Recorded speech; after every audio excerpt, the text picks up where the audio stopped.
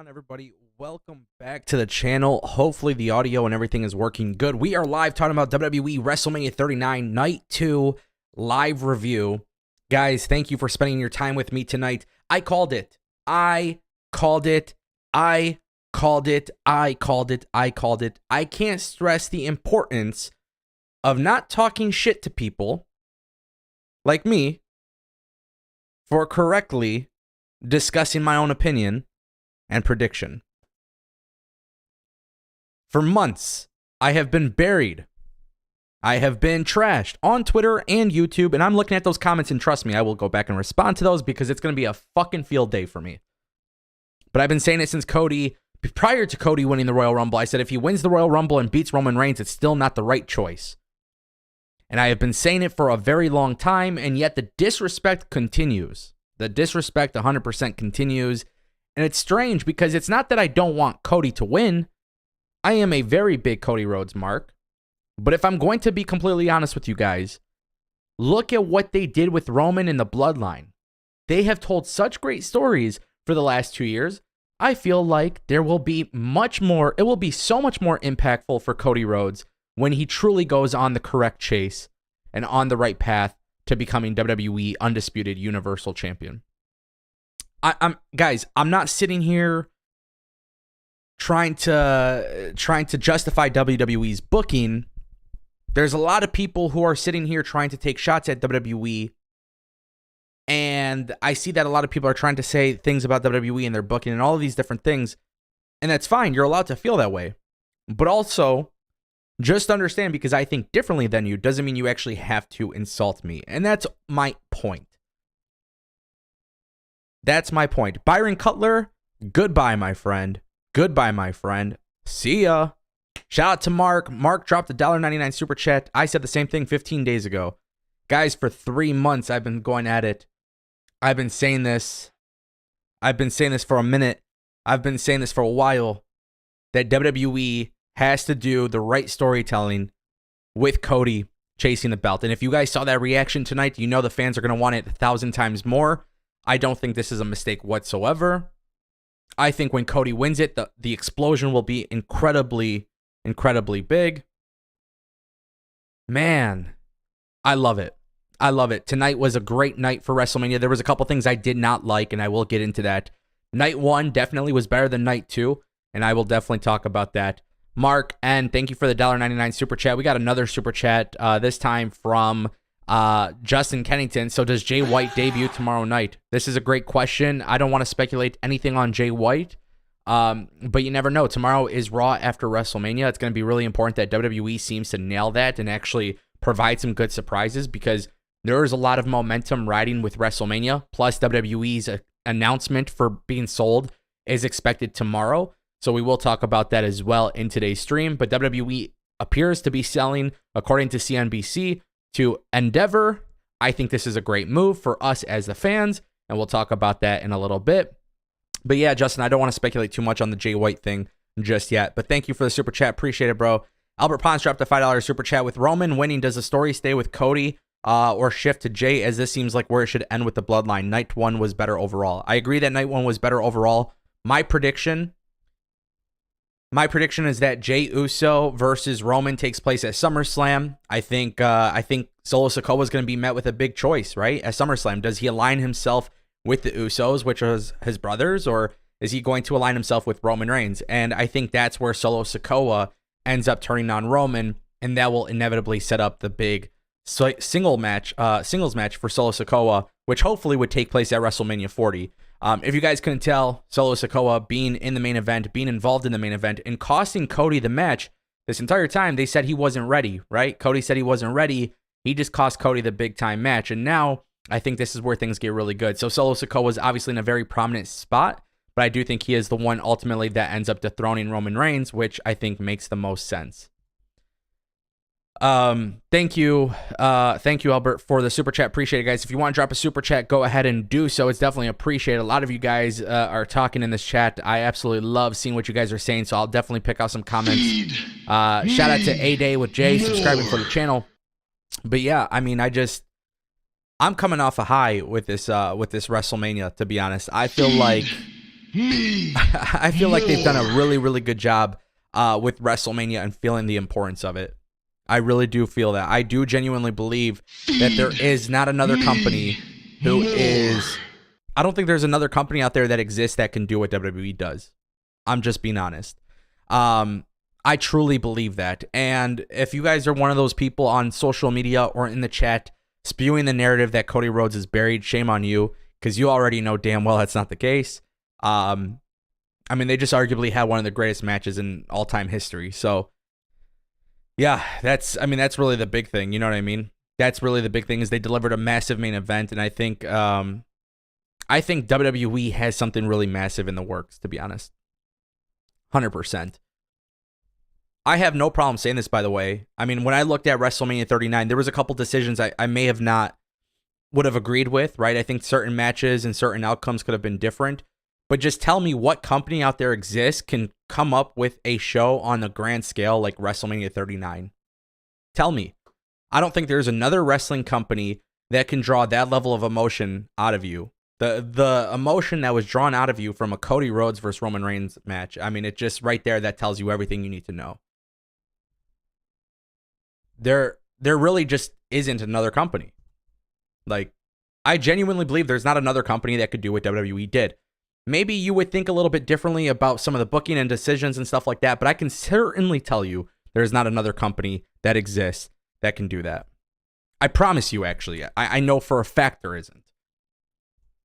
There is literally no other company out there that can do what WWE did tonight. The presentation, the emotion, everything feels like a big deal. Yeah, if you argue some of the match results and stuff like that, I think you can make fair points, but 75, 80,000 people, it doesn't really matter how many people. Look at that. Look at that and tell me there is another company that exists that can do it. And if you're fucking telling me there is, then why haven't they fucking done it? That's the real question. That's the real question. Why haven't they done it? Why haven't they done it? I keep saying that WWE is on a whole different level these days, and I'm not saying they're fucking perfect. I'm not saying they're perfect by any means. But the reality is there's no other company who can do what WWE did today. If another company can put on a show like WrestleMania 39 in terms of the grand presentation, the entrances, the emotion, the crowd response, and everything, show me. Because there hasn't been a company to do that. So we can worry about a company trying to be a challenger brand. What they need to do is focus on creating the best possible brand ever. So that way one day they can do that. I'm just telling you guys that I see a lot of people saying that Cody Rhodes is buried. A lot of people are telling me that Cody Rhodes is buried, but in the end, I don't think a match like that exists for Cody Rhodes outside of WWE. Again, the presentation, the emotion, the crowd reaction, the stadium, the grand entrances, the pyro. Tell me another company that has done it like WWE and just show me. 70 to 80,000 people watching Cody and Roman. It has everybody talking.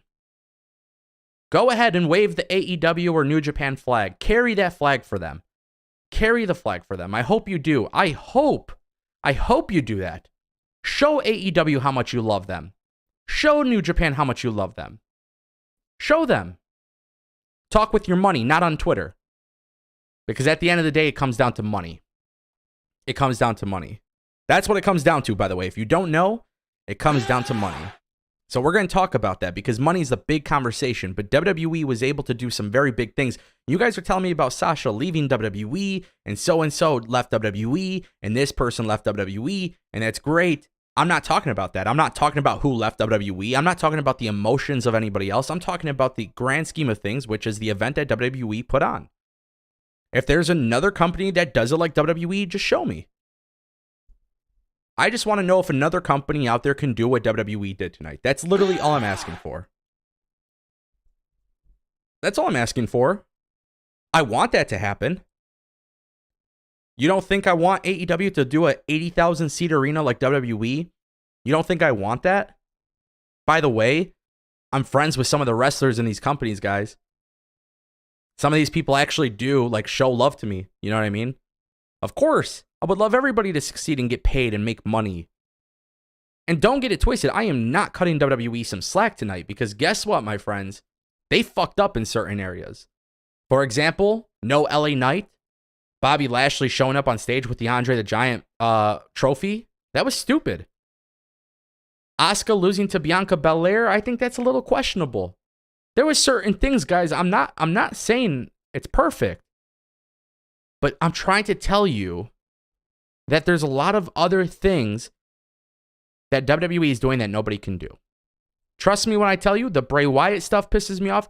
There's a lot of things that piss me off. But WrestleMania Night 1 and Night 2, arguably, is one of the best WWE events put on ever. We got a couple super chats and supporters, so let's get to those really quick. Darth Bane dropped a $1.99 super chat. Why won't they put the IC belt on Sheamus? I think eventually they do, but I think WWE wants to establish Gunther as one of the top guys in the company. His entrance, everything that he did tonight was incredible. That match was a absolute blast, which is not necessarily shocking. I think we all kind of knew. Me more. I think we all kind of knew that was going to be the case. I think we all knew in reality that WWE and Gunther was the big move. Shout out to Darth Bane for the super chat. I appreciate that. Let me fix something really quick.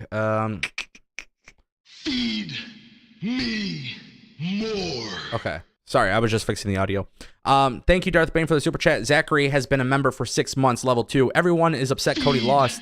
Me more. Sorry. Okay, so everyone is upset that Cody lost. He's here for like another 4 or 5 years. It wasn't his time. At Mania 40, maybe we have Cody win, but now it's not his time. Guys, I've explained this in my content for months. Cody will eventually become champion. I'm not too worried about Cody and his run with WWE. If you're sitting here saying he's buried, you're talking to yourself because I don't know who the hell actually believes that. Shout out to Zachary for being a member for 6 months. Appreciate it, bro.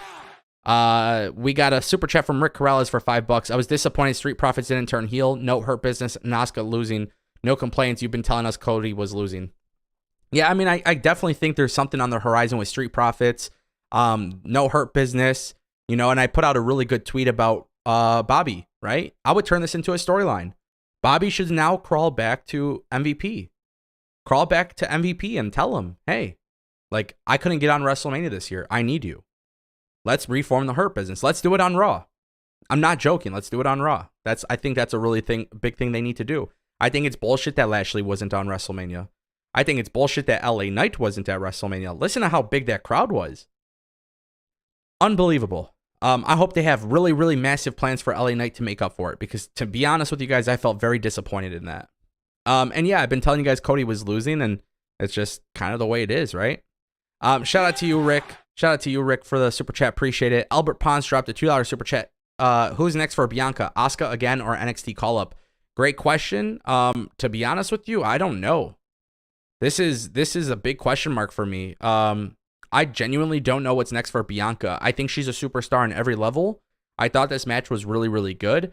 I just felt like you changed Asuka to become like the variant of Kana, and then you didn't actually push her. You know what I mean? I felt like that was an odd thing. So to me, I hope they do have Asuka go maybe a little bit more sadistic to justify her taking it.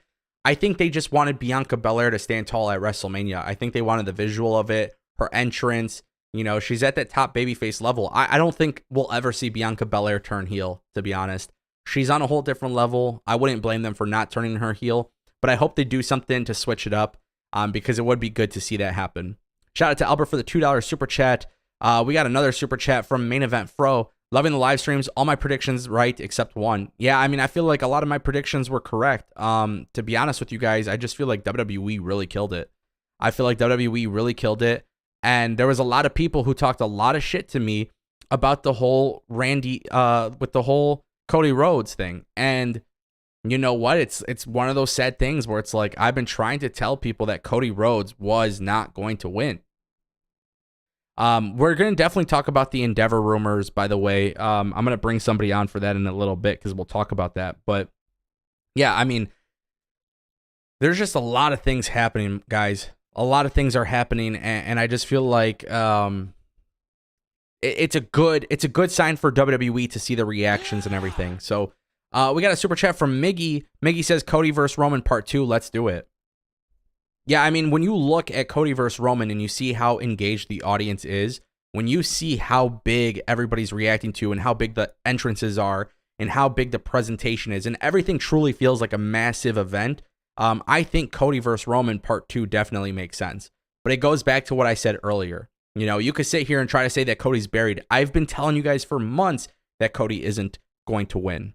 It doesn't make sense. He needs to face adversity. He needs to go through trials and tribulations. He needs to go and try different things to make it to the top. He needs to struggle a little bit. We didn't see that with Cody. But guess what? If you do a slow burn storyline for him, it will make sense in the end. So, yeah, I mean, I just genuinely believe that Cody and Roman make sense. The presentation was massive. The reaction was massive. The near falls were massive. Everybody was invested. This felt like a mega production. Cody didn't feel adversity. I've been telling you guys this for 3 months now. Cody's been fast-tracked to a return. We all saw the writing on the wall. If they can do another slow burn storyline for Cody's comeback to win the championship when he eventually wins it, I'm telling you guys, it will be the most massive thing WWE can do. There is money with that. But it is important that WWE decides to do that with Cody and Roman. They have to get back to that at some point, and I hope they do. But please stop saying Cody Rhodes is buried. There is no chance in hell Cody Rhodes is buried. He just put on arguably one of the greatest main events in WWE history with Roman Reigns. It's insane. Shout out to you, Miggy, for the super chat. Guys, we got another super chat from Celsius Reloaded. I agree that Cody is getting the titles down the line, but man, I'm not going to be the same in any other PLE. I'm heartbroken. Still love you, bro. Listen, I thought this match was so damn good that I feel like I will even be more excited for Cody when he does eventually win. I truly believe that. I feel like when Cody Rhodes eventually wins, it will be so amazing. So to be fair, Celsius, I think, yes, a little bit heartbroken, of course, but I just think we're all going to be so much happier when Cody Rhodes does eventually win. Appreciate the love. Thank you for the super chat, Celsius. You know, I really do appreciate that. Do I watch WWE for the light, stage, and drama? I do, actually. I actually talk about that in my daily videos. So if you're not subscribed and you don't watch my videos, I highly encourage that you guys watch my videos because I don't really give a fuck about 450 splashes and stuff. You know what I mean? Like, I'm not really interested in watching, like, good moves back and forth. I like to be on the edge of my seat.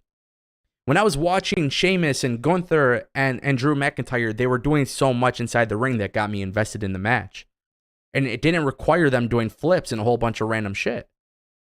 And that's not a shot towards everyone, but I am all invested in the emotion aspect of it. That's what I watch this for. That's all I really care about. That's the premise of my channel. That's literally what I talk about in my content.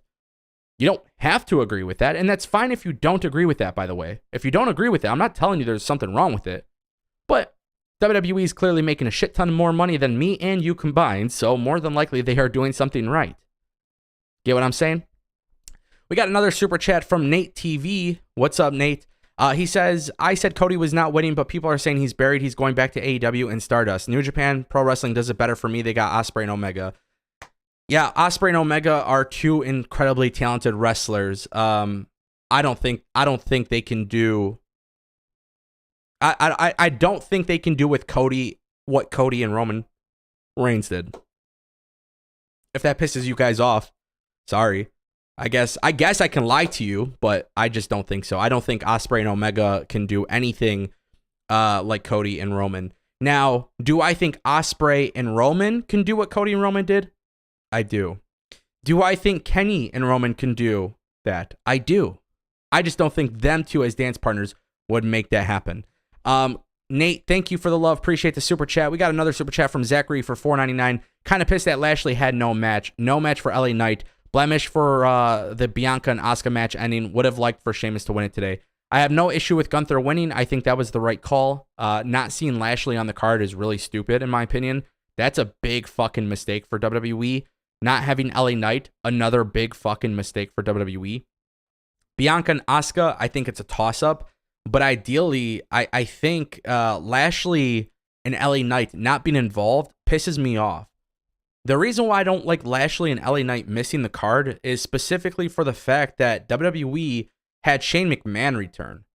And then, by the way, he got injured, which hopefully he heals up or whatever. But at the end of the day, like, you didn't have LA Knight on the card, and you didn't have a lot of people on the card. You're telling me you couldn't somehow get Lashley to beat up The Miz? You're telling me LA Knight couldn't beat up The Miz? A talking segment?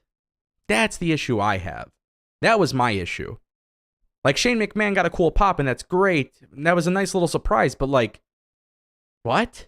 I don't know. To me, that just seemed like a very, very odd decision. Whoever made that decision, shame on them, because that was not a good decision. Shout out to you, Zachary, for the super chat. Appreciate it, man. Thank you so much. This is a very, very fun night for WrestleMania, but again, there were some things I didn't like. One of the things I really didn't like in terms of match and booking was the women's tag team match. I genuinely cannot sit here and talk positively about it. I thought that was ridiculous. I thought that idea, whoever decided to do that, I don't know, man. Like, I feel like the agent or whoever was trying to come up with that, I get it. Maybe Rousey was hurt. I don't know. I don't know what the hell happened in the regard to that tag team match, but the Fatal 4-Way women's tag team match was not good. It was not good. And it has nothing to do with the women involved, to be honest. It didn't feel like it's the women's fault. I just feel like everything about it from a booking perspective, and then you had, the ending. Like, I thought Raquel and Shotzi and Shotzi and Natalia, I feel like some of these people had some like good moments, but I did not like the idea whatsoever that we were going to see Ronda Rousey not really compete, and then she gets the finish. I know Ronda's hurt, but like, just don't put him in the match. There's other people that could have been on the card. You know what I mean?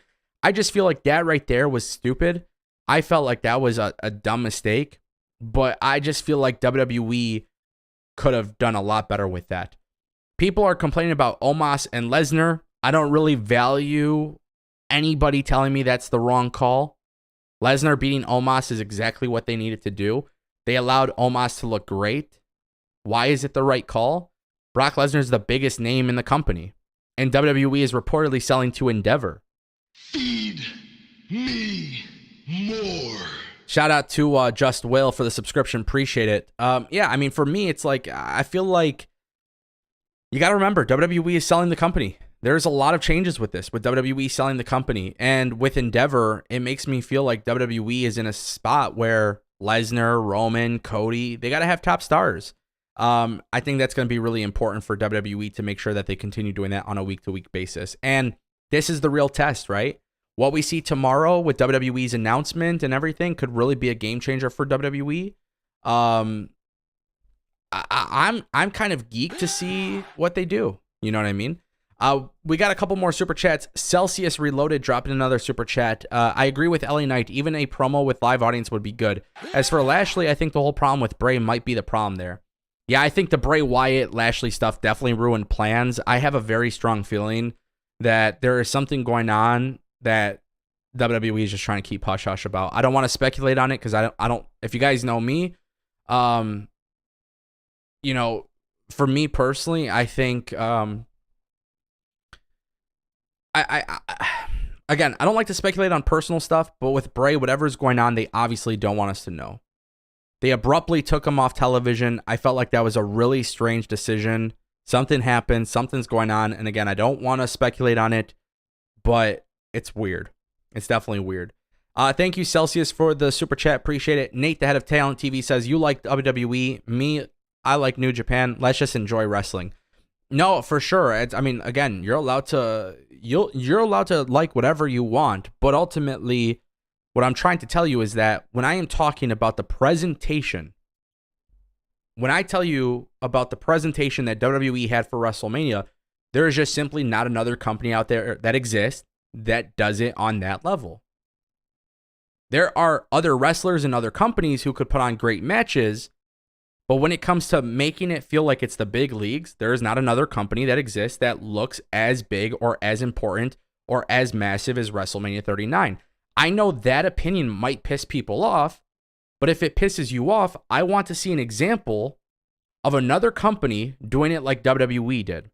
And give me a recent example, because it's not AEW, right? We know it's not AEW because they've had big events, but they're doing those in arenas. They're not doing them in 70, 80,000 seat stadiums, which, by the way, I want them to do that.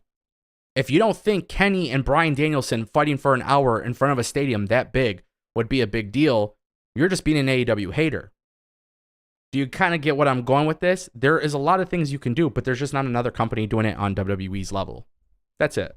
Thank you, Nate, for the super chat. Appreciate it, guys. A lot of people in the chat going off. I'm super excited for wrestling this week, obviously, but I'm really more so excited because of the WWE sale rumors. So we'll definitely talk about that. I feel like WWE has kind of they kind of have a weird thing happening right now. If you want me to be honest, with WWE selling, with WWE being for sale, and WWE selling to Endeavor, I do think there could be some bad that comes out of it, and I think there's some good that could come out of it. So I will talk a little bit more in depth about that. But when I look at WWE being for sale and reportedly selling, who gets pushed? If they keep things the same way, that to me tells me there's nothing to worry about. I do expect in some capacity cuts, whether that's backstage or wrestlers, I don't know. I don't want to speculate on people losing their jobs because that's a shitty thing to do. But historically speaking, when Endeavor bought UFC, there was a lot of people out there who lost their jobs. And that's typically the first thing that happens when a sale happens. When Warner Media and Discovery merged, a lot of people who were responsible for AEW's TV deals and stuff, they were also let go of their job. So me personally, it is something that we're going to have to pay attention to, and obviously I'll keep you guys updated, but it is tough to say what to expect. My belief is that WWE is splitting up the titles. My belief is that Cody Rhodes will eventually win the championship. My belief is that WWE has some very big plans in the works, but my belief also is that WWE can very well fuck up absolutely everything with this sale. That's the reality. I think when you look at WWE and everything that they've done in the last 8 months under Triple H, I think that is the correct way. I think that is the way of wrestling. I think that's what wrestling should be. I think that's what I personally enjoy watching. Now, if you don't enjoy watching it, that's completely fine. Because at the end of the day, that's up to you. I don't want you to change your viewing habits. I don't want you to change your mind. I like being invested into weekly television. That also means WWE has to really step up and create some new stars. Because if there's one thing that they showed me with Cody Rhodes getting that reaction tonight, they don't have anybody else on that roster who can get that same babyface reaction. It appeared to me that Cody Rhodes looked like John Cena out there. Simple as that. It is simple as that. We're getting a lot of things in the chat, so I'll take a look. We just got a super chat as well. Give me one moment. We got a super chat from Zachary. Zachary says, now Triple H has no excuse. WWE is resetting everything now. However, Triple H is going to have to do better. He's been great, but I want black and gold NXT booking. I don't want black and gold NXT booking because I thought that shit was ass. I thought it was ass. I think black and gold booking looks like AEW. 2020 black and gold booking. Let me clarify. I think that shit looks like ass, if I'm being completely honest. However, I will say a couple things I do want to point out about Triple H and the WWE. Nick Khan is expected to remain the president of WWE, and it doesn't look like they're changing creative plans. We will know more details as Endeavor takes over, but it appears to me that basically Endeavor wants Triple H to be the WWE's version of the UFC's version of Dana White. It looks to me that they want Triple H to basically be the Dana White for WWE. That's what it appears to me. If that is the case, I support it in terms of booking and like business decisions, in terms of like overall product and expansion and stuff. Because I don't like Dana White personally. Like on a personal level, I don't think Dana White does anything of value when it comes to how he handles the media and the questions and things like that. But when it comes to UFC and putting on events and putting on fights that people want to watch, he does do that. Also, there's a lot of risks with Endeavor buying WWE. So having somebody like Triple H who knows the business, I think helps Endeavor in the long run. Vince McMahon is expected to be the chairman. He'll be the second guy in command under Ari Emanuel. That doesn't mean he's running WWE. It doesn't mean that he's running WWE's day-to-day operations.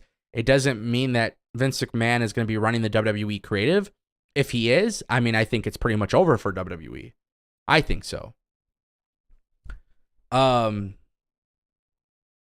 it will be interesting, by the way, to see what WWE does with Endeavor, because it can very well, like the success that WWE has had under Endeavor could be like a really bad thing for them. Like it can so everything prior to Endeavor, like they have a lot of momentum, right? So if Endeavor comes through and changes a lot, ruins the product, starts cutting big names out of the roster for roster cuts, Endeavor is not scared to let top talent go. They do it in the UFC. Top names in the UFC get out of the company because they don't give a shit. So, for me, I've always said it's a business, and I think when you're operating a business, you got to make the right decisions for your business. But sometimes also too, I don't like. I'll be honest. If you're an old man in a suit and you're making decisions that I think fuck with people's livelihoods, I don't personally like that. I don't personally respect that. So I know it's a business, but also at the same time too, it doesn't mean businesses should be dicks. And I've worked for businesses where I was put in situations where I had to make life-changing decisions for people, right? I had to fire people. It's not a good feeling. It's not a good feeling. It's probably the worst feeling when you're in that position and you have to let somebody go, especially when you know them a little bit more on a personal level and you know how their income, changes everything for their livelihood and their kids and their family. That's a shitty feeling to fire people. But that's business. And unfortunately, when you're put in that position, you have to do it. So I don't want to see people let go. I don't want to see people fired. But in the UFC, under Endeavor, you can be a top name in the company. Francis Ngannou is a really good example of this. They let him walk. They let him go. And, I mean, he was arguably one of the best, not arguably, I would say he's their best heavyweight fighter next to John Jones. So, in my opinion, like, Ngannou being top guy in the heavyweight division, is that what you're going to do in the WWE? You know what I mean? Is that what you would do in the WWE? Like, would you let go of Cody Rhodes? Would you let go of Roman Reigns? I don't know if Endeavor would do that, but I'm just saying historically speaking when you look at that. And that's why I'm not too worried about the sale, but I do expect some changes. I think fans, if they're keeping Triple H and Nick Khan, I think fans will be fine with it. I think people are jumping to conclusions that WWE will charge for pay-per-views. We talked about this a couple days ago on the channel. With or without WWE being on Endeavor, under Endeavor, I think they were going to charge for pay-per-views regardless. Do I think it's the right decision? I don't. But I can see them doing it. I think there's good and bad that comes from that. I think if you're paying for pay-per-views and they put out shitty pay-per-views, they're never going to put out a shitty pay-per-view again because they're trying to make money. I think there's a lot of things. You know what I mean? I think there's a lot of things. But also, fighters in the UFC can make money outside of the UFC. They can get their own sponsorships. They can do OnlyFans. They can do fan armies and brand armies and this and that. They can make money outside of UFC. Maybe that would change with WWE. Maybe wrestlers can make money outside of WWE, right? That's always a possibility. So there are a couple things that could come out really good for WWE being under Endeavor. That's how I kind of see it. Now, of course, Triple H has to, in my opinion, he has to run creative. He has to run creative. I don't think there's, I think Triple H has to run creative. I mean, look at Hell in a Cell. Look at Edge versus Finn Balor. It was good. It was really good. Me personally, just my personal opinion, I'm expecting Finn Balor to break out without the demon character. That's what I'm expecting at the very least. At the very least. I see some people in the chat complaining about surprises. They gave you surprises. I don't know what kind of surprises you expected. I mean, I get it. I get it. I have some really dope fantasy booking on this channel, so I get it. I get it. You guys listen to my fantasy booking. It sounds like WWE and AEW would do it. Then you're mad when it doesn't happen. I get it. I get it. Nate, thank you for your super chats. Thank you for stopping by. Appreciate the love. Have a good night, buddy. Thank you for all the support. Yeah, I thought there were certain things that WWE did well. I still remain pretty optimistic about everything that WWE is doing, honestly. And you know, you can watch wrestling, and here's the thing. This is the reality. This is actually, I'll give it to you guys straight. I'm going to be so transparent with you. You don't have to watch wrestling. And you don't have to watch WWE. You don't have to watch WWE. You don't have to watch wrestling, right? I'm a huge Pistons fan. They play like ass these days, just so you guys know. The Detroit Pistons suck right now. So to give you an idea, I haven't watched a Pistons game in about 4 weeks because they're not winning. I no longer feel entertained, or I no longer feel like it's an enjoyable experience for me to watch the Pistons games.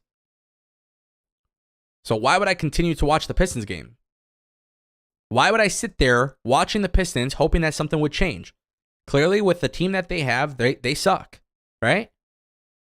So why would I watch WWE?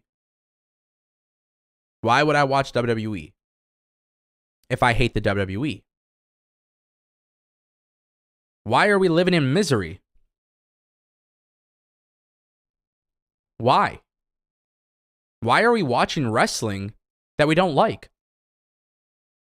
I see you guys in the chat. You weren't happy with it. Cool. Why'd you watch it? Why are you paying $10 for Peacock? Why are you watching it? Why are you paying money to watch it? You don't have to. I don't watch the Pistons no more. Cedric, you're right, bro. Pistons going to get Wembanyama. Okay, when that happens, I'll watch it. You know what I mean? So, Cameron's from Flint. You get it, bro. The Pistons suck right now. We got Cade Cunningham. We got a couple great players. For those who don't watch the Pistons, they got a couple great players. We watch them. People got injured. People are hurt. Now people aren't getting playing time. They're just not winning. So I'm not watching it. As a wrestling fan, my OGs know this. They know that before Triple H was running WWE, I was practically checked out. Prior to WrestleMania last year, I was checked out. I was checked out to the point where I told people don't expect WWE content because I just don't want to watch it. So that's why. That's why I put my money where my mouth is, right? My job, by the way, is to talk about WWE. I missed out on reviews. I missed out on content because I said, no, this shit is ass. I didn't want to watch it. So I'm just telling you guys, you guys, if you don't like it, you're not forced to watch it. That's it. There's nothing wrong with that. And if you think 450 splashes and all of these great things that these wrestlers do, and I use 450 splash as an example. I mean, people in WWE do it, but if you're looking at just wrestling matches where all they're doing is going back and forth doing 450 splashes and moonsaults and Canadian destroyers every 5 minutes and all of these crazy spots, like, I'm gonna be real with you. If that's what you're looking for in wrestling, there's nothing wrong with that. I don't think there's anything wrong with that. It's just not my cup of tea. Because I'm not watching a sport at the end of the day. I'm watching something else. More. So, yeah, I mean, for me, I guess that's just kind of my view on wrestling. I'll never change my mind on that. I think that's, Feed me. That's just how it is. Bully says Cody needs a build-up. They will make it look like a dramatic Rhodes family legacy hold title, so they will build the story. I mean, I think if you build the story the right way, WWE gets people bought in, right? It gets people bought into Cody if you build the story. Look how bought in people were, and they rushed it. They rushed Cody's comeback, in the sense of storytelling, not in terms of actual injury, but like in terms of storytelling, they did something different. You know what I mean? Why cover AEW, New Japan, ROH, etc. if you don't like it? Become an exclusive WWE guy then. Well, I cover AEW since day one. So let's be clear on that. Since day one. Prior to AEW launching as a company, I covered AEW. So just remember that, because maybe you don't know this. From 2019 to 2021, I would say more often than not, I was very happy with AEW. 2022, I was pretty much on record after Revolution of 2022 that AEW was not my personal cup of tea. They completely lost everything about them. Now AEW this year has improved. So why cover them? Because right now I'm enjoying it. By the way, if you go back, you can see when I covered them less. Just like when I was covering WWE less. So, yeah, I mean, at the end of the day, here's the thing, guys. I'm just going to be 100% real. If you guys want me to tell you things that you want to hear, go to a different channel. Go watch a different YouTuber. Go watch a different wrestling content creator tell you the things that you want to hear. I'm not here to blow smoke up your ass and tell you that I like this or I like that. Like, I personally, like, if you think that I'm in the wrong for being pissed about Lashley missing the show, then don't watch me. But I think Lashley is a top guy in the WWE, and to see him not make the WrestleMania card is absolutely atrocious. If you don't like me saying that, you're free to go. I don't want people watching me getting pissed that we don't agree, because I don't want us to sit here and fake everything. I don't want to sit here and change the way you guys feel. I don't want to sit here and change the way I'm reacting to wrestling. If I personally enjoy something, I personally enjoy something. If I see something that I don't personally enjoy, I'm going to call it out. And if I keep seeing it, I will constantly, do things differently. But my channel is going to hit 60,000 subscribers relatively soon. Hopefully 100K soon. And then I'm going to hit, I'm already at 20 million views plus. We're doing millions of views monthly. Come here and get your daily dose of content. But don't come here and expect me to tell you the things that you want to hear in terms of opinions, because that's wrong, and I refuse to do that. There's a lot of other channels, by the way. There's a lot of other channels out there in the world of sports and pro wrestling who will sit there and tell you guys the things that you want to hear just in hopes of getting engagement. I can sit here. By the way, my audience is primarily grown because of AEW, because I cover them before day one. If I don't want to cover AEW, I won't cover AEW if I don't think AEW is good. But anybody who watches my content for the last 4 weeks knows how happy I've been with AEW.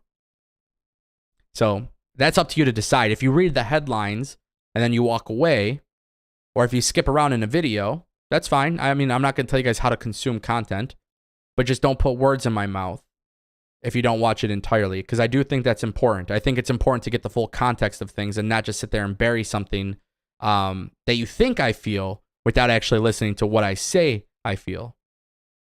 So just because I loved WrestleMania doesn't mean I didn't see flaws with WrestleMania. You got to remember that. Fatal 4-Way Women's Tag, not my cup of tea. So that's just kind of why I am the way I am. I'd like to be authentic. I think it's important for the channel. I think that's the reason why people do subscribe to me. I think that's the reason why people do follow me on Twitter. I feel like WWE made the right decision with Cody losing, but I'm a huge Cody Rhodes fan. See how I could differentiate the two? There's just something about that makes me love what I do. You know what I mean? We did get a couple super chats. Darth Bane dropping $1.99. Who do you feel should face Gunther next? Honestly, if I'm telling you what I personally feel versus what I professionally feel, I don't know. I think LA Knight would be great. I think he would be awesome, but I don't have faith in that. Maybe they do give it to Sheamus or something. I don't know. Maybe they have Braun Breaker. I don't know. I have no idea what they're going to do with Gunther.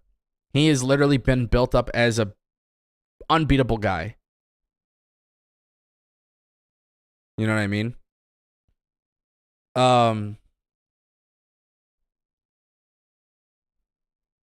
Yeah. 100%. He's an unbeatable guy. It's going to be really difficult for them to do that. To have somebody take the belt off of him.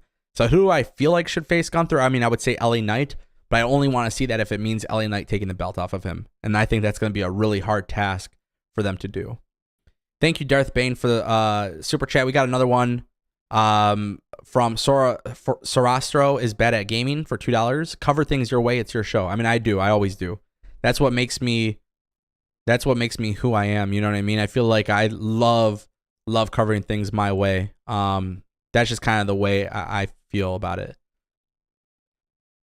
Thank you, Sarastro is bad at gaming, for the super chat. Appreciate it. Guys, we got a couple things in the chat I want to pull up, and then we're going to bring Billy in because we're going to talk about the WWE sale a little bit more in depth.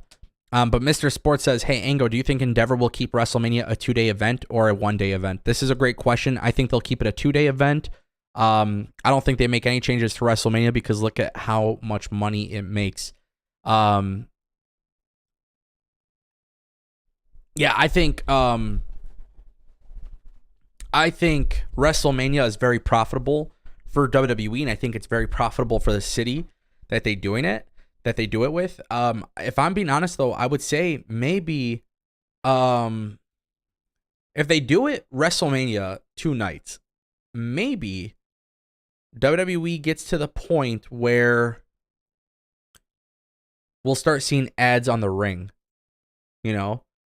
And keep in mind, it's Ari Emanuel's company at that point. When Endeavor owns WWE, it's going to be like the UFC. So just like how you see branding all over the ring, I expect them to do the same thing. I think it would be a big thing for the pay-per-views and SummerSlam and WrestleManias. So yeah, I think they'll try to make as much money as possible with how strong the brand is. And I think at the very least, I think WrestleMania stays 2 nights. I would not be shocked if WWE made a whole weekend out of WrestleMania. Feed me more. All right. Shout out to Consequences for the sub. We're going to bring in Billy because we're going to talk about the sale. So if you guys have questions about the WWE sale and WrestleMania, make sure you guys drop them in the chat. Let's bring in Billy really quick.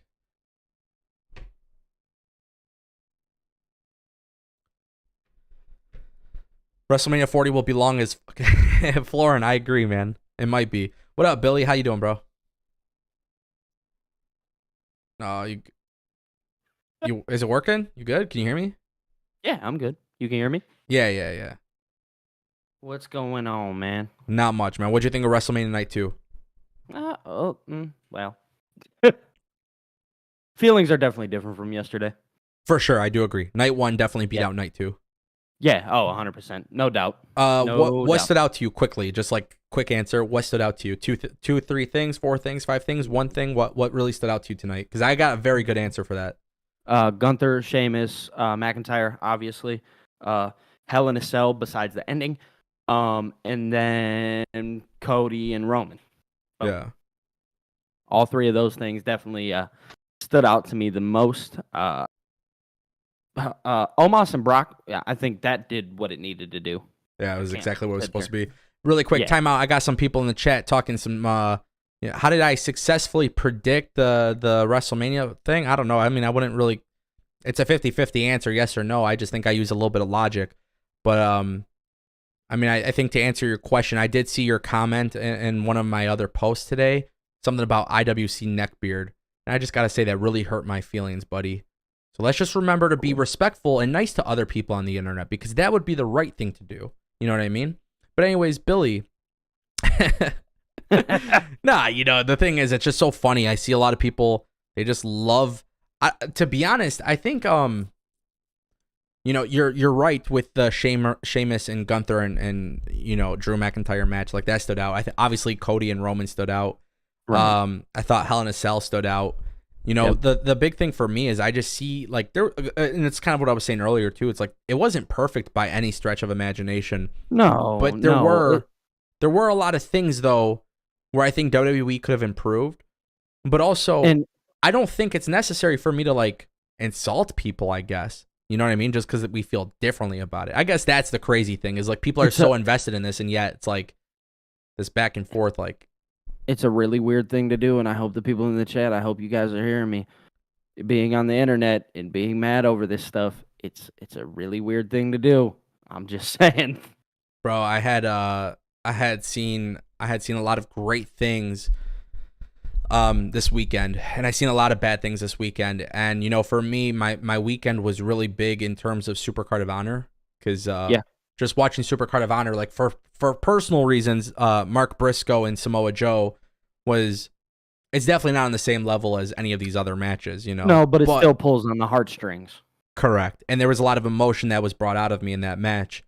So when people talk to me and say like, "Oh, why do you care about the emotional side of things?" Well, it's just like you want to have an incentive or a reason to keep watching. So for me, it's like if you can get me emotionally invested, that will keep me invested. So I started off with Super Card of Honor with Samoa Joe and Mark Briscoe, which I thought was a really great match, and it did make sense for the outcome, which I think even made me more excited to see what happens next. Then we get to NXT Stand and Deliver, and I thought they delivered a really good show. But then it really wasn't until WrestleMania Night 1 where I felt like, okay, WWE is in their bag, right? Really in their bag, too. Really, really, really in their bag. But then what was crazy was like Night 2, I felt kind of different as well. Like Hell in a Cell. Like here, okay, let me give you an example, Billy. Okay. In UFC, if you watch the UFC and somebody gets cut up, right? Yeah. In between rounds or something, you know what happens? The doctor gets called in and you have to check them out and make sure they're medically cleared to keep fighting, right? Yeah, they're looking at them. So people are outraged on Twitter when they see Finn Balor's being checked on in that spot. By a doctor. Right. Oh, this is bullshit. It's demons. It's demon versus the brute. It's this, it's that, it's whatever. Yet, I look at wrestling, by the way, and I think to some of the unfortunate, without saying names specifically, I think about some of the unfortunate events that have happened where real medical issues have happened during a match or during a show where it resulted in the death or a severe, significant injury that put him in the hospital, right? Well, look at just what happened to Shane. Exactly. Shane McMahon's a perfect example, which, by the way, I'm going to bury that in a second. But Shane comes in, he gets hurt, his leg literally fucking twists. It's like some Dante Martin type shit.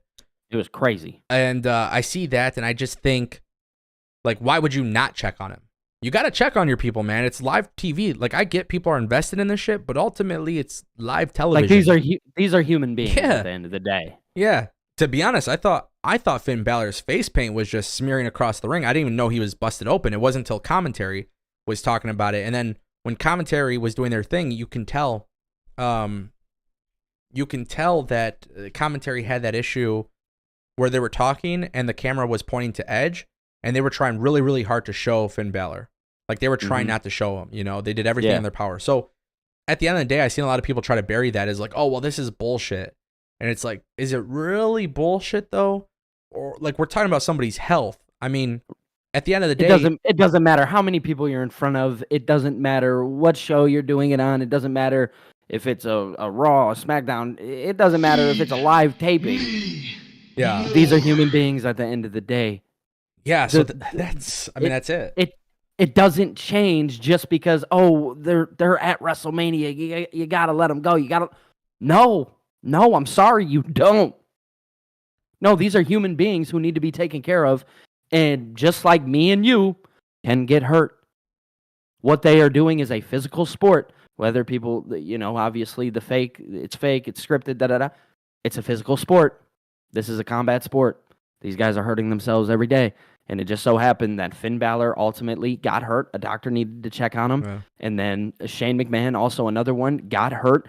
The spot obviously it was very random, but at the same time, he's a human being. Mistakes happen. Yeah. Don't down somebody for their mistakes. Yeah, exactly. Really quick, we did get a super chat from Darren Buss. Darren dropping a $4.99 super chat. Do you think Drew is gone next year after not winning the match? No, I don't. I think Drew McIntyre is going to do the right thing, which is see how it plays out with the sale. That's the first thing. And then I think the second thing is he's going to try and get a lot of money out of them. Simple as that. I think he's going to try to get the most money. I think Drew McIntyre does very good business for them. I think it will be a smart decision for them to keep Drew McIntyre. And here's the beauty, guys. It is 2023. If Drew McIntyre chooses not to stay with WWE, the cool thing is there are other companies that exist at a time where the pro wrestling industry is so healthy, where Drew McIntyre can actually sign to another company and make a lot of money. And that would be an amazing thing. If Drew went to AEW If Drew went to NJPW, if Drew went anywhere else, I don't think there would be an issue with that. Truth be told, I really don't believe there would be an issue with that. So to answer your question, Darren, I don't think he's going to make up his mind anytime soon. I think Drew McIntyre is a hell of a talent, but I think we will learn more about this until later. And then I also do want to point out, there was a lot of people who said Kevin Owens was going to AEW. There was a lot of people who said Sami Zayn was buried and was going to AEW. And both of those guys main evented and won the tag team championship for the first time ever in WWE history. So that doesn't sound like they got buried. It's just about seeing it through. Seeing it through and letting things play out is a big part of it. Darren, thank you for the super chat. I appreciate it. Billy, one of the things that really stood out to me tonight was WWE killing the Demon character. And I think this could be a big blunder, but also I think in reality it's the right choice. I guess it's just what they do after. What was your takeaway from that? So I guess it all depends on what direction you're going with Finn. If you want Finn to be the same babyface Finn that he was, then why you did this, I don't know. Now, if you're keeping him with the Judgment Day for, the foreseeable future, right? Yeah. Then under that circumstance, it's like, okay, then maybe this isn't such a bad idea. Obviously, we as fans, especially the ones who know Finn Balor, and obviously he's been around. I think he came up to the main roster in 2016. So the casual fans by now at least have an understanding of who Finn Balor is.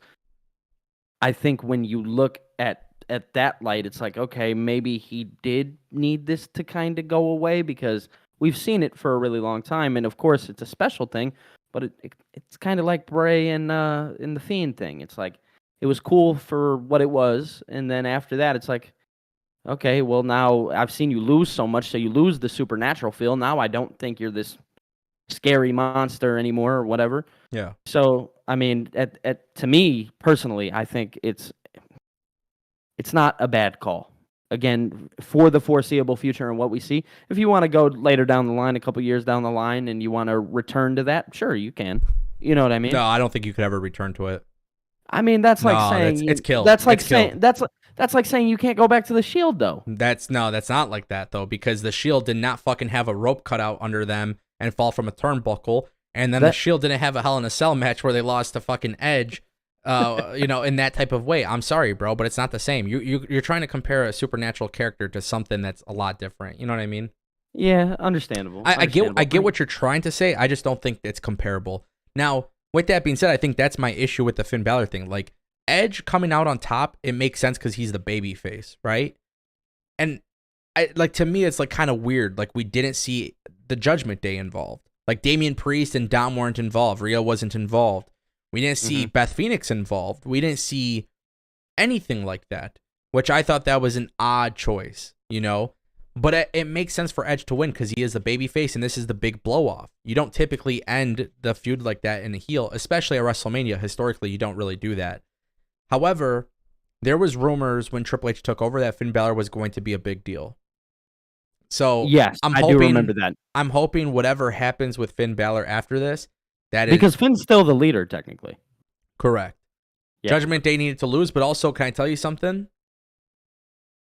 I'm gonna be real with you. I think, and I predicted it before. I said after WrestleMania, I don't believe that Finn Balor's in the Judgment Day. You got Rhea winning the championship. Dom and Priest be a tag team. I think Finn Balor goes and does his own thing. Now, today, after seeing that go down, I think Finn Balor does his own thing, and I think we start seeing the club stuff. I still, with Jay White or without Jay White, I still believe Balor moves to AJ in the club, and they try to make a big faction for Raw, just like the Bloodline is on SmackDown. And you think so? I do. That's a steep. Because it's like the Judgment Day's so red hot right now. It is red hot. But it's red hot for Dominic, not Finn. It's hot for Rhea Ripley, not Finn. It's hot for Damian Priest, not Finn. It's you're making a good call. I mean, it's a very bold prediction, dude. But it is Finn Balor losing to the Demon, or losing to Finn Balor losing to Edge tells me that they're done with the character. So if they're done with the character, Let's get Finn Balor away from the Judgment Day. Let's get him involved with Carl Anderson and Luke Gallows and AJ Styles and create a top faction for Raw. It's as simple as that, bro. Do you go Prince Devitt? It don't matter what you go. Just get him away from the Judgment Day. Yeah, but again, that's like going back to just regular old Finn. No, it's not. Who we know. It's not, though. What? It's not like going back to regular old Finn. What do you mean? I'm confused. Finn Balor and part of the Judgment Day. Okay, yes. He wasn't a supernatural character in Judgment Day. He was Finn Balor. But I'm saying doing the whole stuff with the Bullet Club or not even the Bullet Club, but the club, doing that stuff, we've seen that. You know what I mean? So are we just going to drop what Finn's doing right now just because he, obviously, the demon, sure, we can drop the demon, but are we just going to drop Finn from this faction? Because what, he has no use? No. See, you're going to do some storytelling with it. Okay. What did they do? They turned on Edge. Edge was the leader. They thought he was weak. Then they brought in Finn Balor. Then they think Finn Balor is weak and they go after him.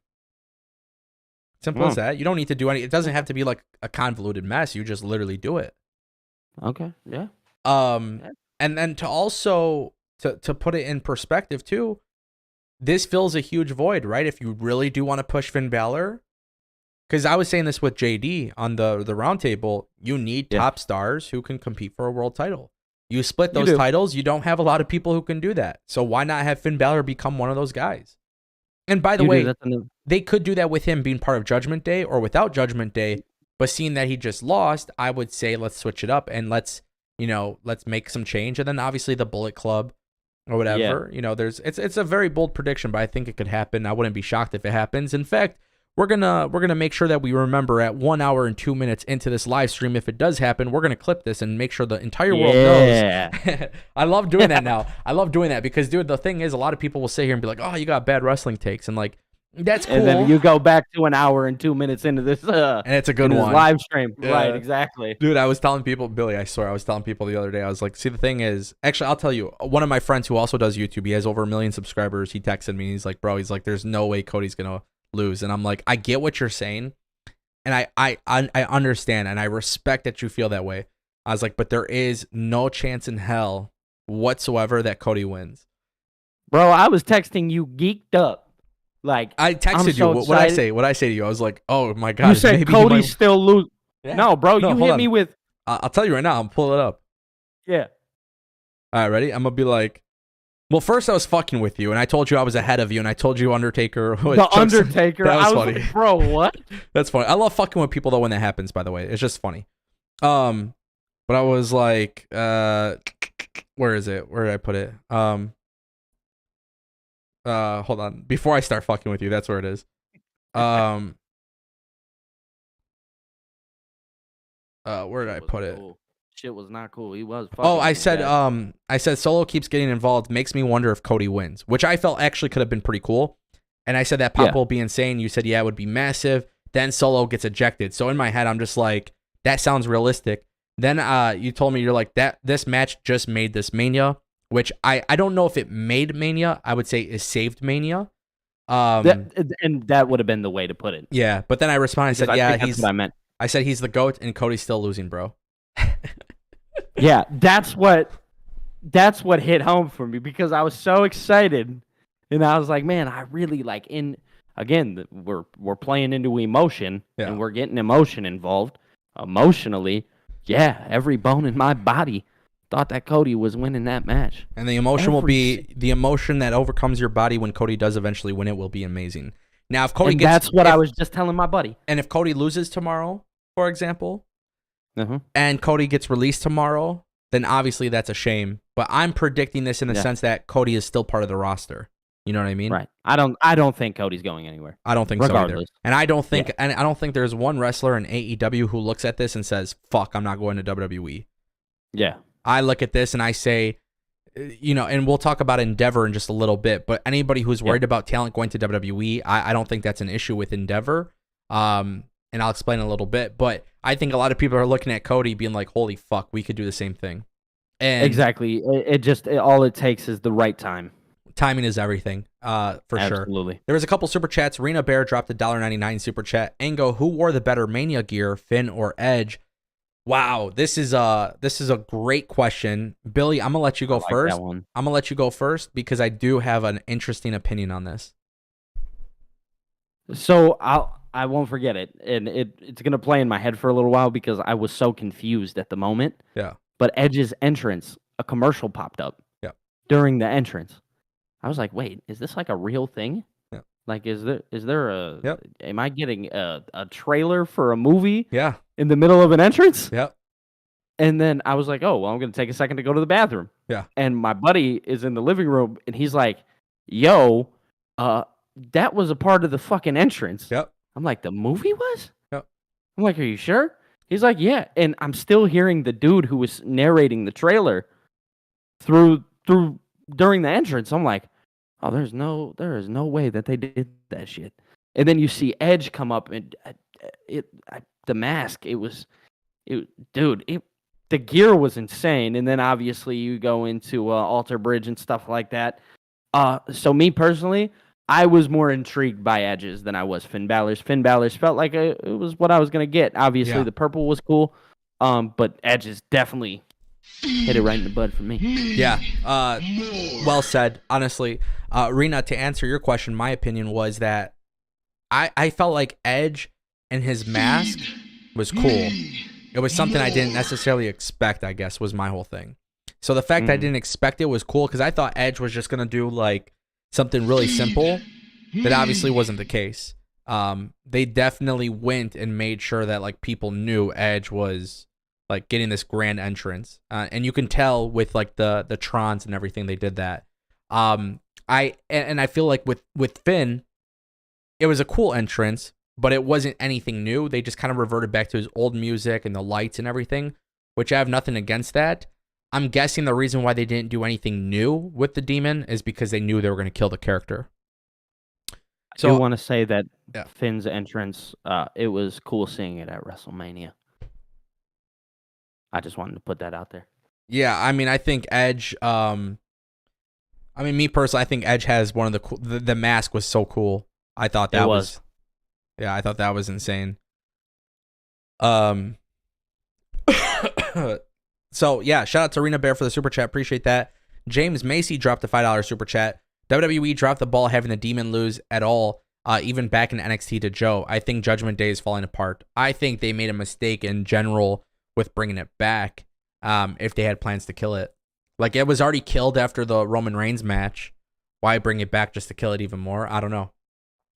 That to me was a weird decision. I don't want to sit here and point fingers at Vince or Edge or Triple H or Finn or anybody. I just think whoever decided that made the wrong call because I do like the demon character and it was a special thing. You didn't see it all the time. You only saw it on the big events and that was really, really special. You know what I mean? And I think they kind of made that mistake of bringing it back only to kill it. But maybe this is a signal for a new change for Finn Balor, which if that's the case, I'm totally okay with that. Thank you, Rena, for the super chat. Thank you, James Macy, for the super chat. We got another one from Dario Valenzuela. He says, how do you feel about LWO? Dario, LWO was on TV on night one with Rey Mysterio. They obviously have something going on. I thought there was a lot of great things from LWO being involved with Rey since Friday. What they didn't do was make me believe that LWO is going to be here long term. And I hope they do. I hope LWO is here for the long term. I look at Santos as a future star in this company. They need a top guy in the world of Lucha Libre. And, you know, they obviously have Dragon Lee and some other guys. But you got to remember, they took Santos Escobar. They took his mask off when he came to WWE. They changed him. Let's make sure people understand that he's valuable and he's going to be a star. So I feel excited about LWO, but they haven't done anything to necessarily make me feel like he's going to be anything more than Rey Mysterio's side piece. You know, the helpers. You know, and I hope they fix that. You know, after Backlash, I hope they book them strong and make them feel important and stuff. Billy, what do you think about LWO? Well, I mean, it's so fresh, right? It's such an old thing that is new again, right? Yeah.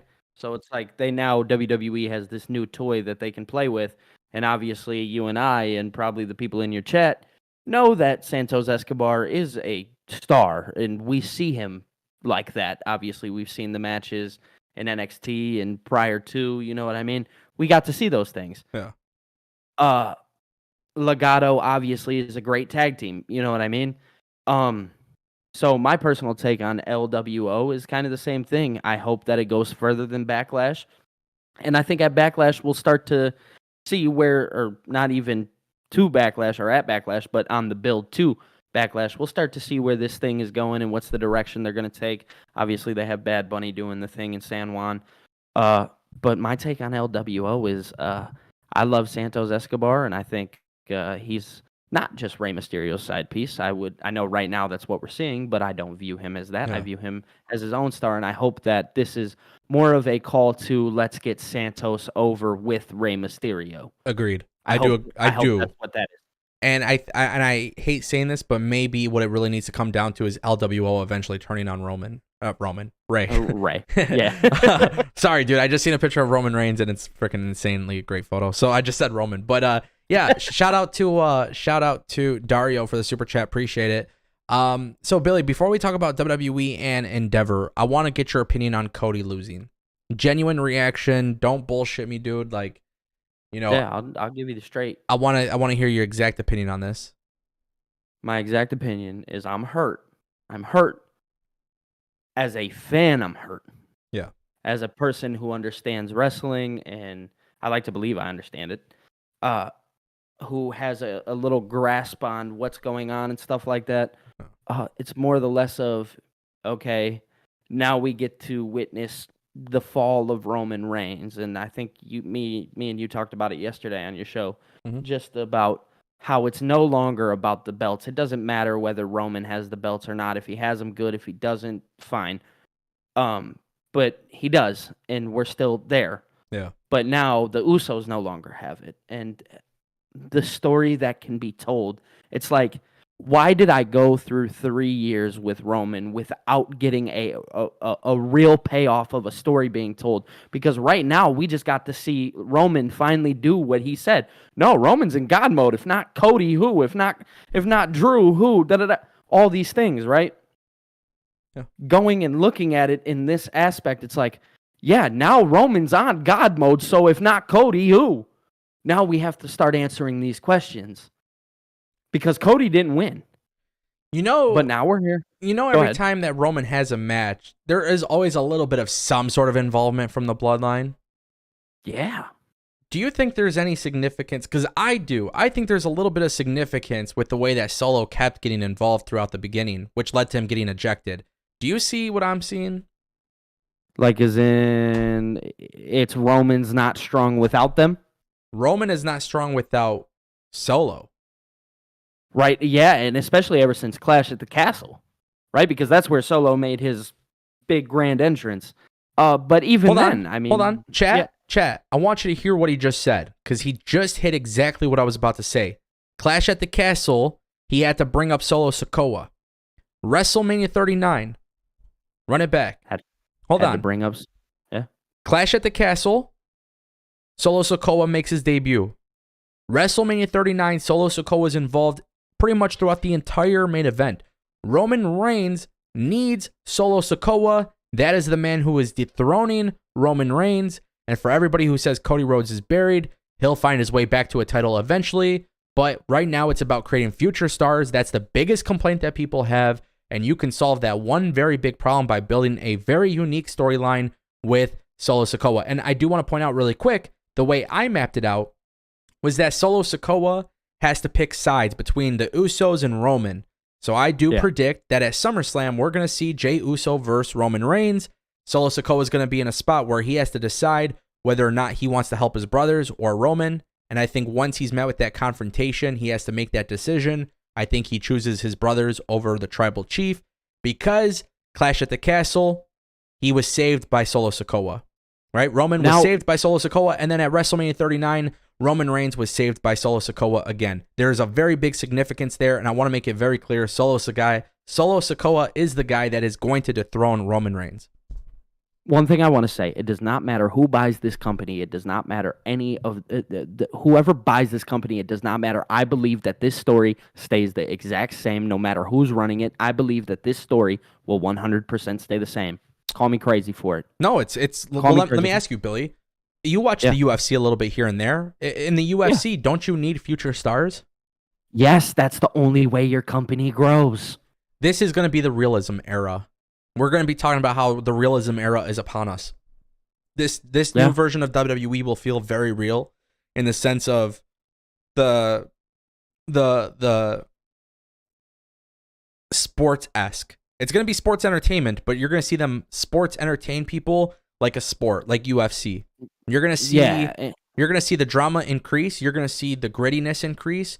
You're going to see the shit talking increase. You're going to see the shit talking, and you're going to see things get very real. You're going to see these press conferences are going to get very real. They're going to blur lines. They're going to blur the lines. We're going into the realistic era of WWE because guess what? If the UFC doesn't script it, and it's a big conversation starter for the UFC, what makes people think that it's not going to happen in WWE where you can script it? So I see a lot of people who are scared about a sale, but I'm looking at it like, hey, let's make it a little bit more realistic. Let's keep creating new stars. Let's keep doing these things. Let's position people to the very top of the card. I don't think there's going to be an issue. I'm super excited for Endeavor to buy it, to be honest. I think it now. Go ahead. Go ahead. No, go ahead. Go ahead. I just wanted to say one thing too. Hold on, really quick. Just give me 1 second. Give me 1 second. Give me 1 second.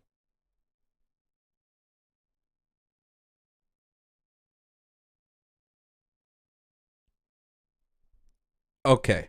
Go ahead. Sorry about that. No, you're good. So one thing I want to say, your channel, it's based on one thing that you've always kind of said, and I noticed that, is it's a very factual place. It's not crazy opinionated. You're doing a more analysis than anything, correct? Yep. So one thing that I want to say to everybody in this chat is not everything on the internet is true. Yes. It's a crazy thing. Mm-hmm. So just because your favorite YouTuber or whoever says that, oh, Endeavor buying it is the worst thing in the world, and da-da-da-da, you told me this. You actually calmed me down for a moment, right? Yeah. It's to not get so caught up in the idea of what's happening. Just let it happen. Don't be scared of it. Obviously, change is a scary thing, but it's also a good thing. And there's good that comes out of it. Yeah. So we're sitting here, and I think you said it on the live stream earlier, but they're looking to use Triple H as kind of like the Dana White. Yep. Fine. Do that. We want that. Right? Yeah. You don't touch that, then there's no problem. Then what? All the change, I mean, maybe you have the pay-per-views and stuff that'll increase the big four, but I know they're locked into a deal right now, and if NBC chooses to get out, that's up to them with Peacock. But right now, I don't think anything is going to change overnight. No, let this thing play out. Let's see what happens. Don't believe everything that you see and read on the internet. People are scared, and I get it, because we never once in a million years thought that Vince would ever sell the WWE. It was time. I'll be honest with you, and I could talk about this all night, so I don't plan on stopping anytime soon. But the realistic thing here that we need to understand is that Vince McMahon will be the second in command with this new company as they merge with UFC. That's the thing, is he's not the guy. This is where I go with it, right? Wrestling media has for a long time said Nick Khan is there to sell the WWE. He was brought in 2020 or whatever it was to come in and help the WWE sell. He'll get a huge incentive for selling the company and then move on to doing whatever else. Now, I'm not saying that's impossible that he leaves and does that, but according to CNBC, it sounds like Nick Khan is going to be the president of WWE. So if that's the case, and Vince is the second in command behind Ari Emanuel, that means Nick Khan is technically on the same level as Dana White in terms of being the president of WWE. Now, that would make sense for Nick Khan to continue doing what WWE did today. So, for example, ads everywhere, right? We saw a shit ton of ads during WrestleMania. Now, Now, here's the thing. People are mad, and I get it. Now, as somebody who is a content creator, I get paid largely due to advertising. So I understand a little bit differently than people who don't get paid for ads. That's the first thing. But the second thing that appeared to me is that I have watched the UFC for years and years and years. And it's not just the UFC, it's every MMA company. But their ring, their octagon, their entrances, the commentary, there's constantly things being fed to promote other brands. For crying out loud, Logan Paul's Prime energy drink literally has its own corner. It's a name for the Prime, Red Prime corner, whatever the hell it is. You know what I mean? So it's in the octagon. It's in the octagon. So in reality, I think we're going to see a major shift in WWE to go that route, and that's why they're going to want Nick Khan to do it. Nick Khan, for those who don't know, used to be a sports agent. He was always known for being a really, really, really good negotiator. This guy is one of the reasons why he is expected to be the president of WWE. Now, keep in mind, Nick Khan is a businessman. He is that's just the only way. He's very, very smart at what he does. But I do want to point this out, though. With this sale, if Nick Khan is the president, that technically means he is the Dana White of WWE for the wrestling side. Now, technically speaking, it sounds like Triple H will actually be the Dana White for WWE. Like, he's going to be the guy. He's going to be the face of WWE. It sounds like he's going to be the guy doing all of the creative for WWE. And then essentially WWE's business, right? The business model is going to be Ari Emanuel, the guy Vince McMahon. No, not even Vince McMahon. Ari Emanuel is going to be the guy who technically has a final say for everything for UFC and WWE, both companies. He's going to look like a normal job. He's going to look at Vince and say, Vince, Nick Khan isn't making us money. Nick Khan, in turn, would probably look at Triple H and be like, hey, this creative is bad. We're not making money, right?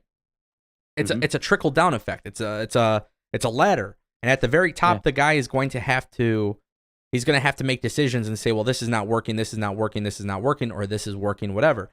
So in reality, instead of giving you guys a very, very long-drawn response, my belief is that Vince McMahon is not going to sit here and do anything with creative, but Nick Khan will have to answer to Vince, and Nick Khan will have to answer to Ari Emanuel, which also means Nick Khan, who doesn't know how to book a wrestling show, will have to figure that out.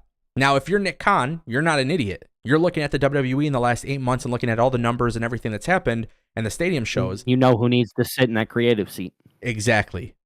So, again, the first reaction is WWE is being sold. Oh my God, they're going to get rid of Triple H. I'm not saying Triple H is safe by any means.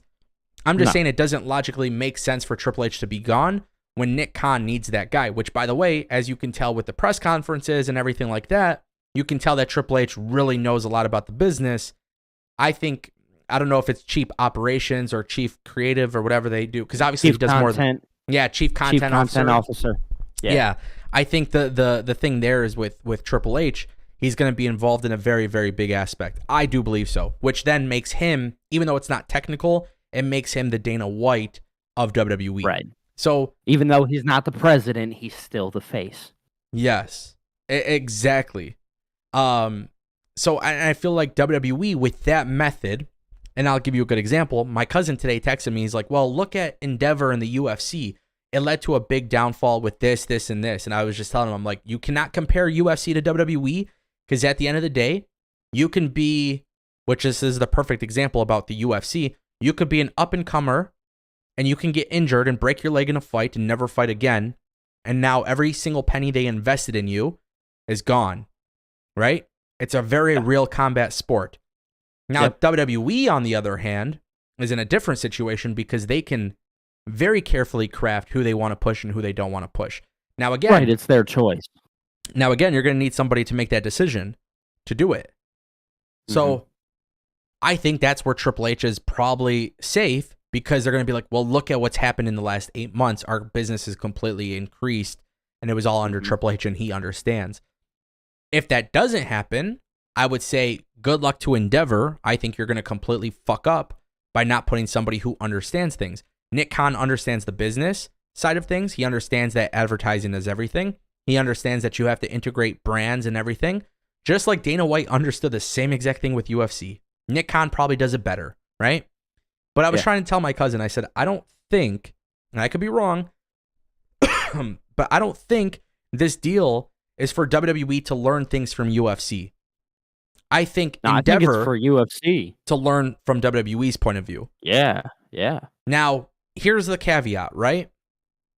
WWE, let's say WWE, because they have Peacock for the next 3 years, unless for some reason NBC opts out. But is there a possibility in any sense that maybe we start paying for pay-per-views? I think it's realistic, not because of the sale, but because Nick Khan has publicly talked about it before, that it would be interesting.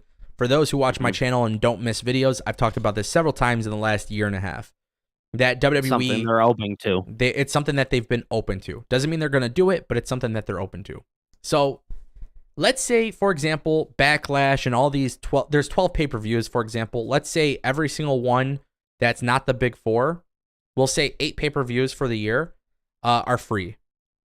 But they tell you Royal Rumble, SummerSlam, WrestleMania, and Survivor Series War Games is $50. We'll say $50. You're not going to complain. You're still going to watch it. I don't enjoy AEW as of late, but I still pay the $50 for AEW.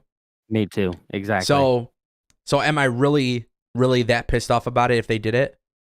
No. Now here's the thing. If we go back to a pay-per-view model where every single pay-per-view is 50, 60, 70, $80, that changes a lot of things, because I look at the UFC, right? I look at the UFC and I see a card that I like and I say, oh yeah, I'll go pay that $80. If I see a card that I'm not interested in, I'm not paying for it. Yes. And I will remind you guys too, one thing that I personally remember, it's just my personal opinion, but during the times of the pay-per-view era, I never even spent $60 on a WWE pay-per-view, because what I did was I went to local bars like Buffalo Wild Wings. They were a restaurant, bar, whatever. I would go there and they would show WWE pay-per-views. So me and my friends always made it a thing of like, hey, we're going to go to the pay-per-view party because they host them. You don't pay any money to get in. Hooters used to do it. Buffalo Wild Wings used to do it. And there was another place. It was like more of like a mom and pop type of bar. And it was cool because they set up big screens, right? And we would just go grab food and drinks. Sadly, if you go all the way through with this and you say, oh yeah, we're going completely back to it, everything's going to change, everything's now $80, you're going to lose a lot of money. It didn't work before. Why would it work now? I don't think they're going to charge $80 for a pay-per-view. Maybe for WrestleMania. Maybe. I don't know. But what I guess I'm getting to is, like, even if you go back to that $50, $60, whatever the case may be, if you do that for all, there's 12 months, so I mean, obviously there's 12 pay-per-views, sometimes more. Yeah. If you go back to that model, you're gonna lose out on money. People aren't gonna pay for that. Not everybody is a diehard fan. I'm sorry to say that. WWE used to do really well with pay-per-view buys. They did do very well. But it's a different day. It's a different, exactly. So that's why I don't think they'll do it for all 12. Also, I think we're very far away from WWE implementing that. I do. Yeah, so do I. I don't think, especially considering the fact that Peacock still has 3 years on this deal. And not only that, but when WWE has their television rights deal come up, I think you have to keep in mind Peacock doesn't even charge for pay-per-views right now. Yeah. So you don't pay pay-per-views for anything on Peacock. Like right now, ESPN Plus, they do boxing and other pay-per-views. So boxing, UFC, and a whole bunch of other events that you can pay for. WWE doesn't have that with Peacock. So that means Peacock has to make a big change. Also, you got to remember the deal is with Peacock. So NBC, if they, at the end of the day, if they choose not to want to do that, they could change their mind. Now, do they want to make money? I'm sure they do, because I think everybody, the reality is UFC pay-per-view buys are pretty good. They're out. So obviously it makes sense as to why they would want to do it. But at the same time, too, just a couple reminders, if WWE kept Triple H in power and they were creating a really, really, really good, compelling television show every single week, would a $50 4 times a year really make you mad? If you can afford it. Because I do it for AEW. Exactly. You know? And like I said, if you don't want to pay the $50, trust me, pay-per-view business, especially for a red-hot product, companies like Buffalo Wild Wings and Hooters and all these other bars and restaurants that do pay-per-views for UFC, WWE is bigger than that, so they would definitely do it there. They've done it before. It's something that they've done in the past. Actually, I know some places still do it, even with Peacock being around. So there's a couple places that still show pay-per-views, even though they don't have to pay for them because it's through Peacock. Right. So just to put that in perspective, I do think there's some things that will change. But let me ask you now, too, because I personally am a fan of UFC. There's a lot of things I think UFC does wrong. but the things that they do wrong are currently things that WWE does right. So for example, UFC has a really interesting strategy when they go and travel for their events. Since the pandemic, UFC has largely been doing their events at the Apex, which is kind of like, that's like their version of the Performance Center for WWE, where NXT is. Yeah. And then isn't it in Vegas? It's in Vegas, right? Yeah. So when I look at UFC, I look at they've made that mistake, right? Just like how I think it's a mistake for NXT not being there. I think NXT constantly being at the Performance Center actually hinders the product a little bit. I think UFC, it hinders UFC. But where WWE does better than the UFC is every single week when they're doing live TV on Mondays and Fridays, they're constantly in a new city. UFC kind of goes to like Vegas, New York, sometimes Abu Dhabi. Maybe once in a while they go to like all these Arizona or something like it's very big city. Yes, like for instance, I mean, you got WWE will go to some place like Albany, New York. You know what I mean? Yeah. Which is just a really random place, but they know they have fans there. Yeah. And they know they can get something out of it. Give me 1 second. Is this okay, what's going on? So I'm not gonna post the image on I'll tweet this out actually for everybody. Finn Balor's injury. Sorry. Is it bad? It's bad. I don't know how the fuck they. I'll send it to you. In Discord. Yeah. I don't know how he wrestled like this.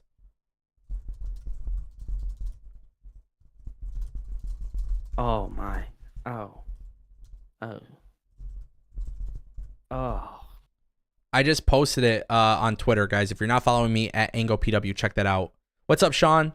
I just posted the picture of Finn Balor. So for those who were wondering what was going on with Finn Balor while he was hurt, he posted. It was real. That is yeah.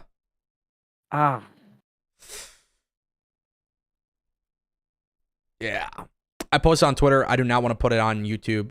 So if you guys aren't following me on Twitter, I'll put the thing right there so you guys can see it. But that is not a good look. Can I say a little bit of what it is? I don't even know. I don't even want to freaking describe it. Yeah. Okay. Yeah. Okay. Me either. We're just not gonna touch on that. They split up his head, bro. Yeah, it's a gash. It's no good. No good.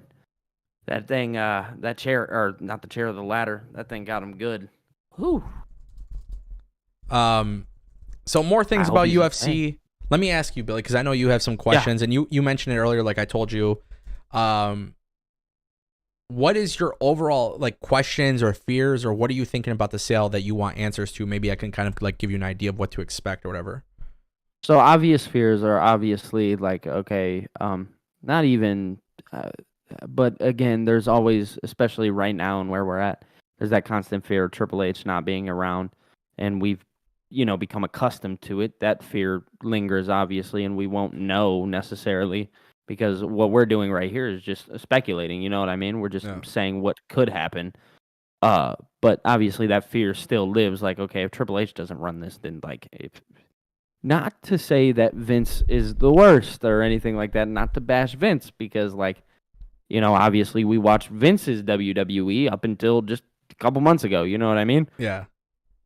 But we've become accustomed to Triple H, and we think, and as fans, we like. I had a buddy of mine who does not watch wrestling. He's a big UFC boxing guy. Yeah. Does not watch wrestling, and he texted me, and he goes, "Dude, like, I love what Triple H is doing. Like, he brought me back to this. Yeah. I feel like a kid again." Yeah. And the fact that Triple H does that for people just kind of tells me that he is more with the times, and that's not to sit here again and bash Vince. No, Vince just, it. You know why Triple H gets it? You know why Triple H gets it? He's always been a big fan of, he's always been a very big fan of combat sports. Yeah. And he understands it. Like, imagine what it would be like if you scripted combat sports. You know what I mean? Right. And that's where I think him and Stephanie totally understand. Like what this world that we're living in. Yeah, they get it. Think about the drama, by the way. And this is why I say I think it's going to be the reality era. Like, this is the realism era. Like, this is like the Like, we're getting the good stories. Okay. I don't want to pick on AEW, but I'm going to pick on AEW.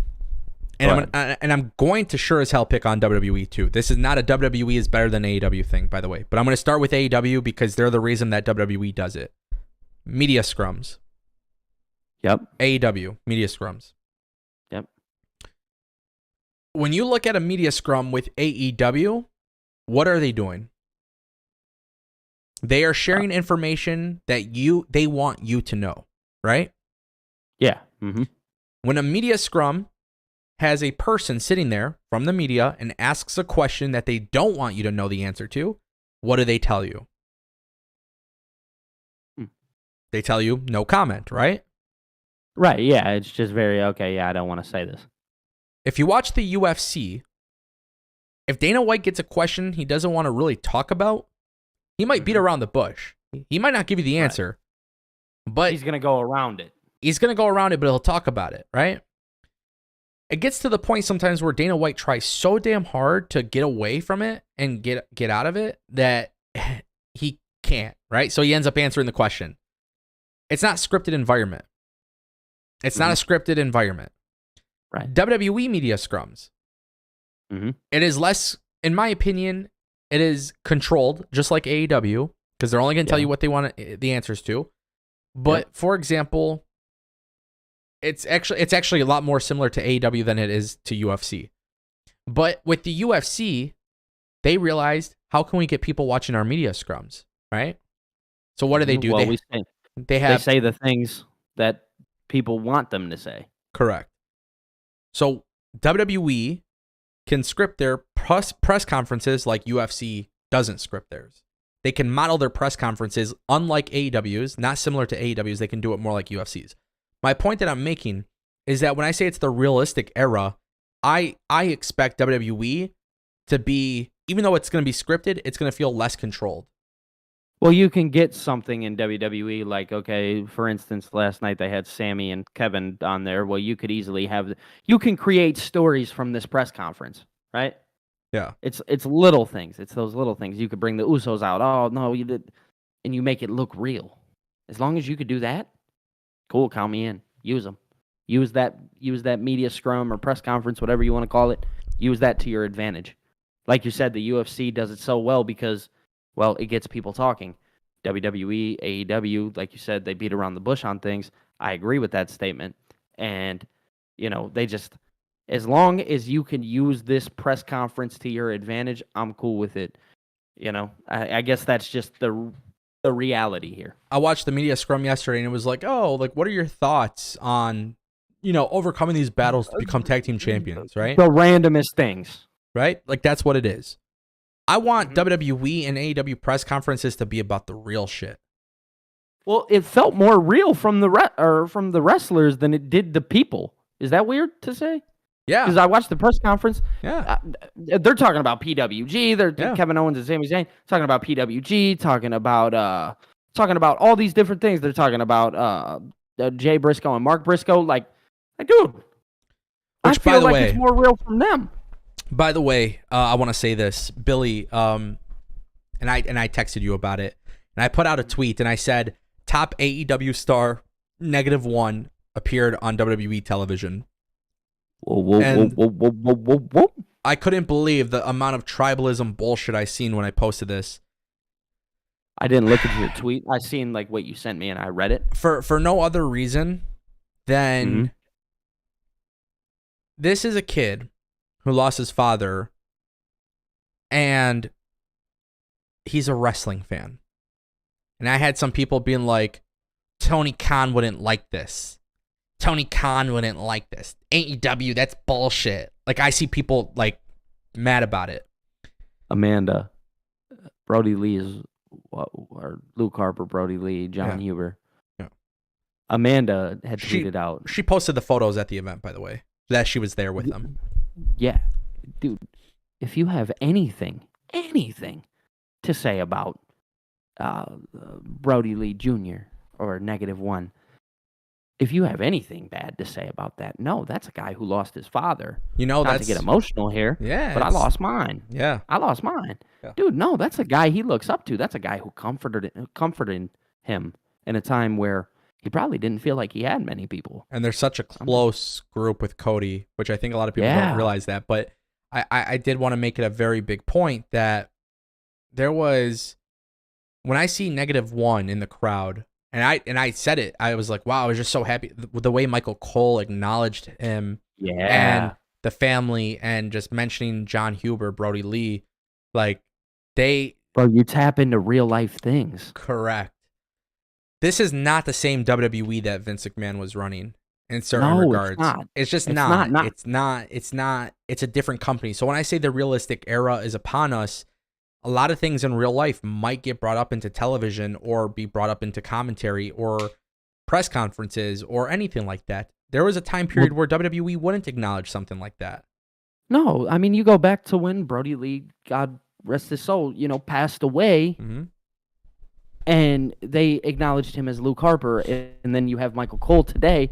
No, that's Brody Lee Jr. Yeah.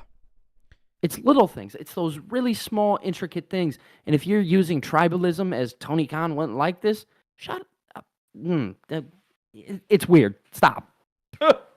But that's why I'm saying, for me personally, I see WWE do that. And I saw Kevin Owens get emotional talking about Mark and Jay Briscoe.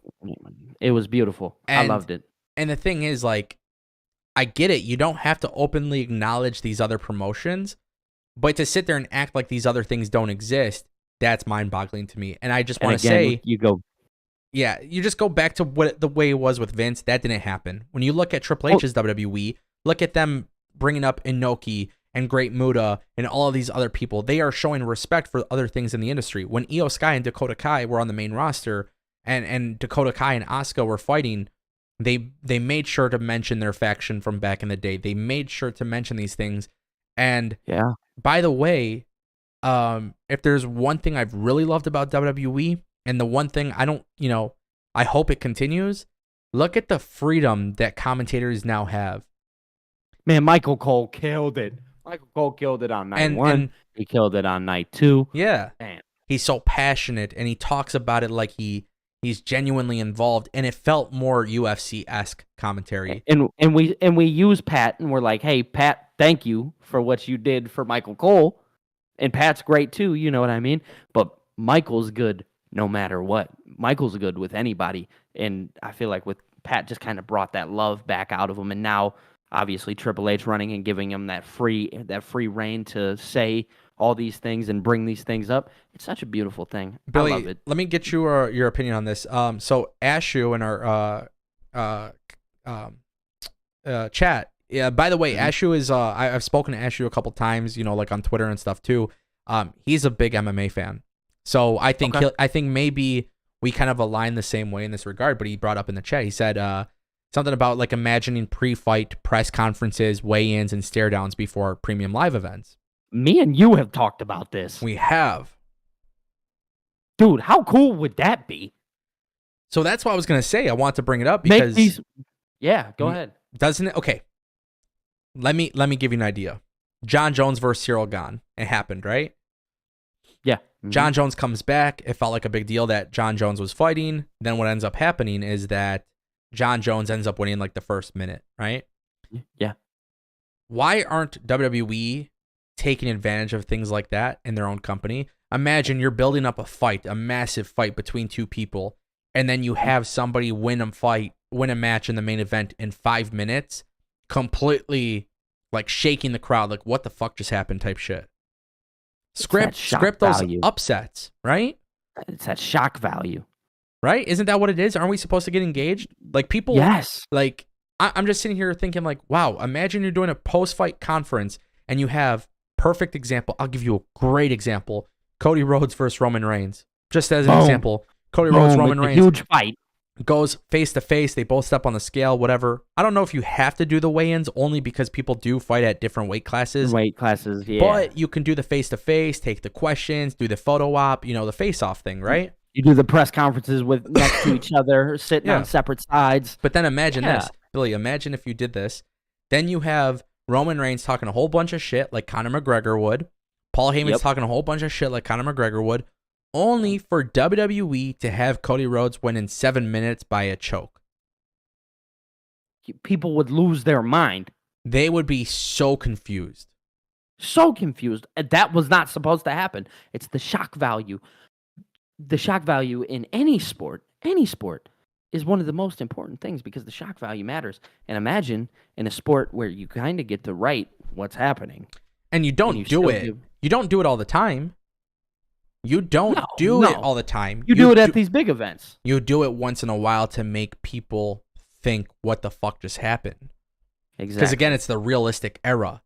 You don't get away from the 5-star classic matches and stuff like that. For but sure. It's okay to have shock value. For sure. And by the way, it's the right kind of shock value because then you could progress stories, right? So a good example was when Cyril Gane lost in the first minute to John Jones. By the way, there was a lot of people who lost out a lot of money because they thought John Jones would win in decision.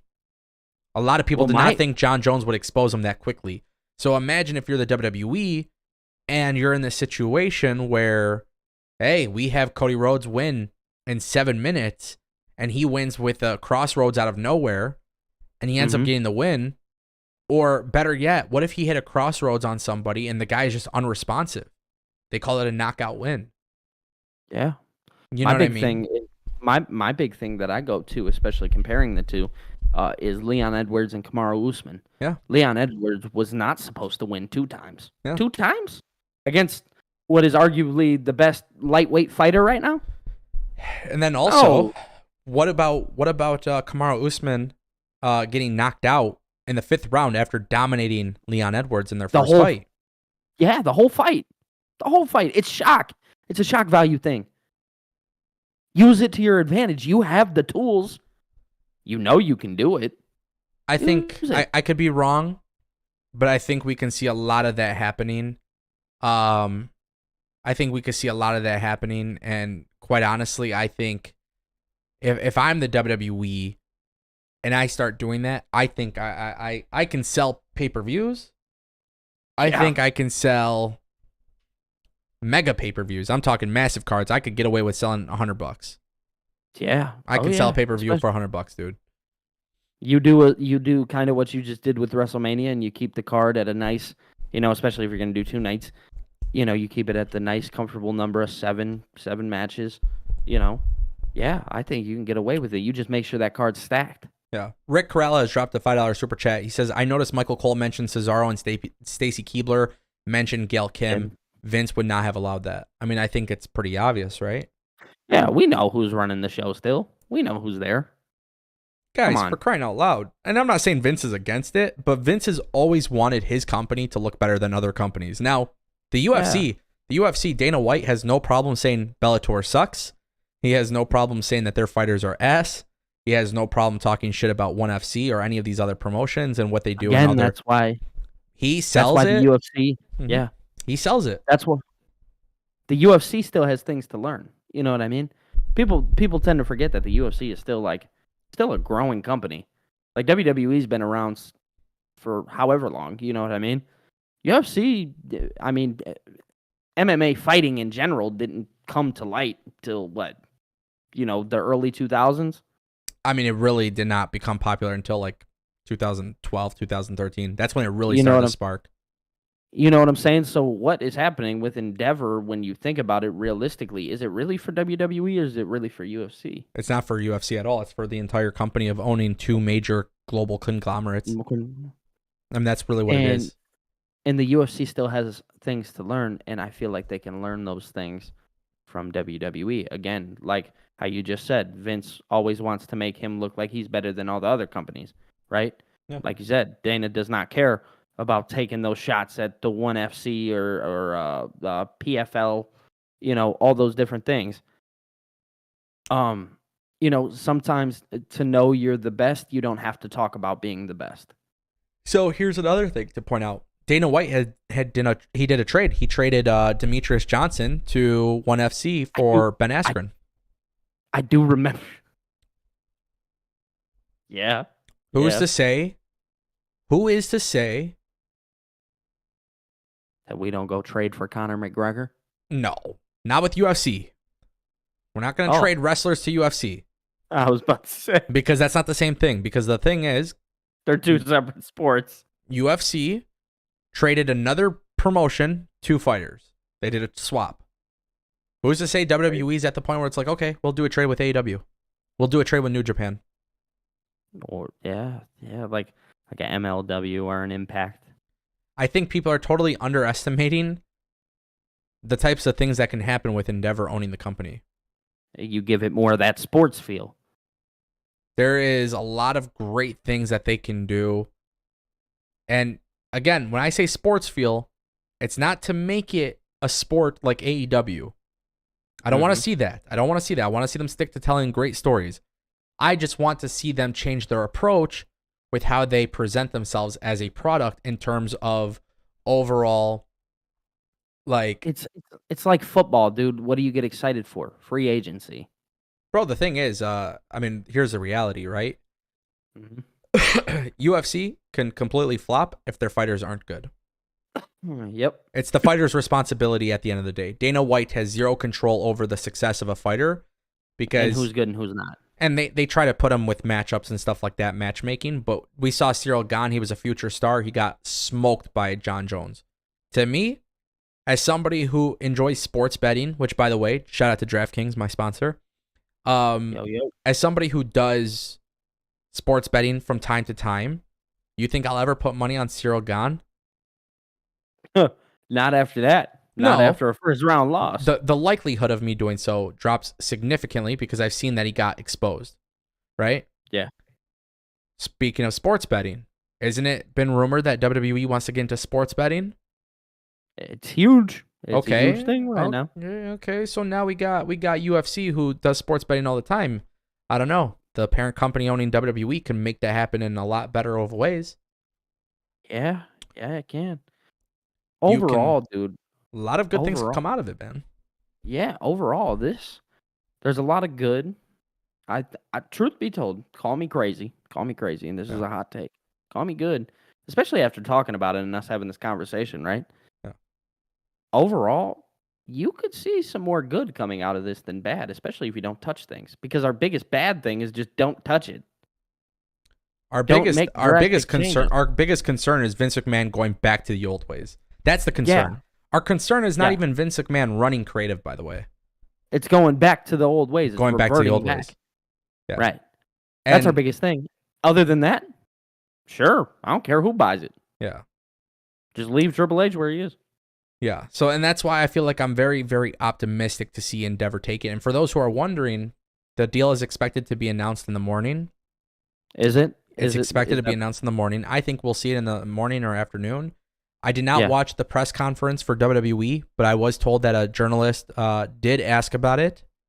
I did want to play it, but I can't play the copyright audio through the screen, so I don't want to get hit with a copyright strike. So I'll definitely listen to it later. I'll watch the whole thing back. But from my understanding, they gave him a very kayfabe answer. I think it was Roman Reigns was asked about it, and basically Roman and Paul Heyman said, they said something about the lines like, whoever owns the company will be happy to have Roman. So it's not like they're... tells you where we're heading. Yeah. And I feel like, you know what? With WWE being for sale, we all knew it was coming. So why are people shocked? I don't know. We knew they were selling.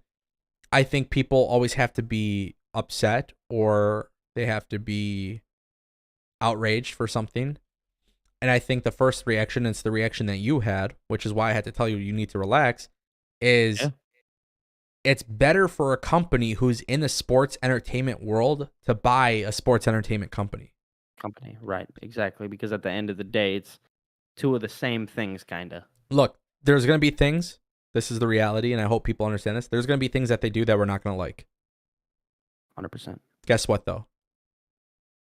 That's normal. Yeah, it is. I'd agree. A thing that makes me fearful, right? UFC, Francis Ngannou, letting him go, letting him walk.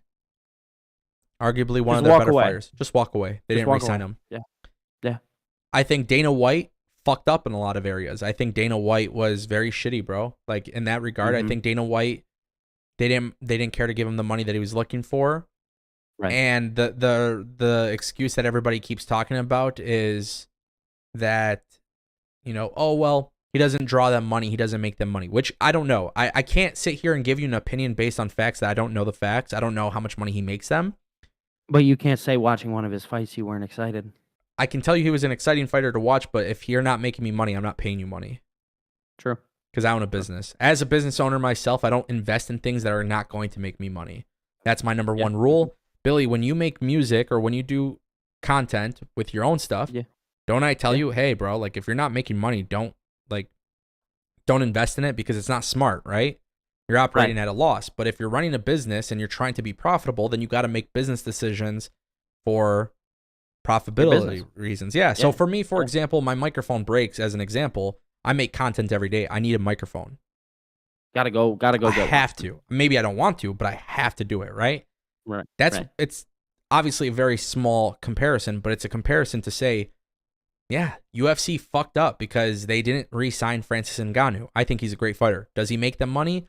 To be honest, I don't know if he does. But if he doesn't, I understand why they let him go. As a business, right? As a business, right? So, okay, guys like Randy Orton, right? Okay, Randy Orton says, and as an example, Randy Orton says, I want to make $5 million a year. And then Endeavor goes, oh, dude, you're not making us money. You're not that popular. You're old. You're not worth investing into. You know what? We're not going to give it to you. You're free to go. People would be like, oh, well, fuck WWE, right? That's their first reaction.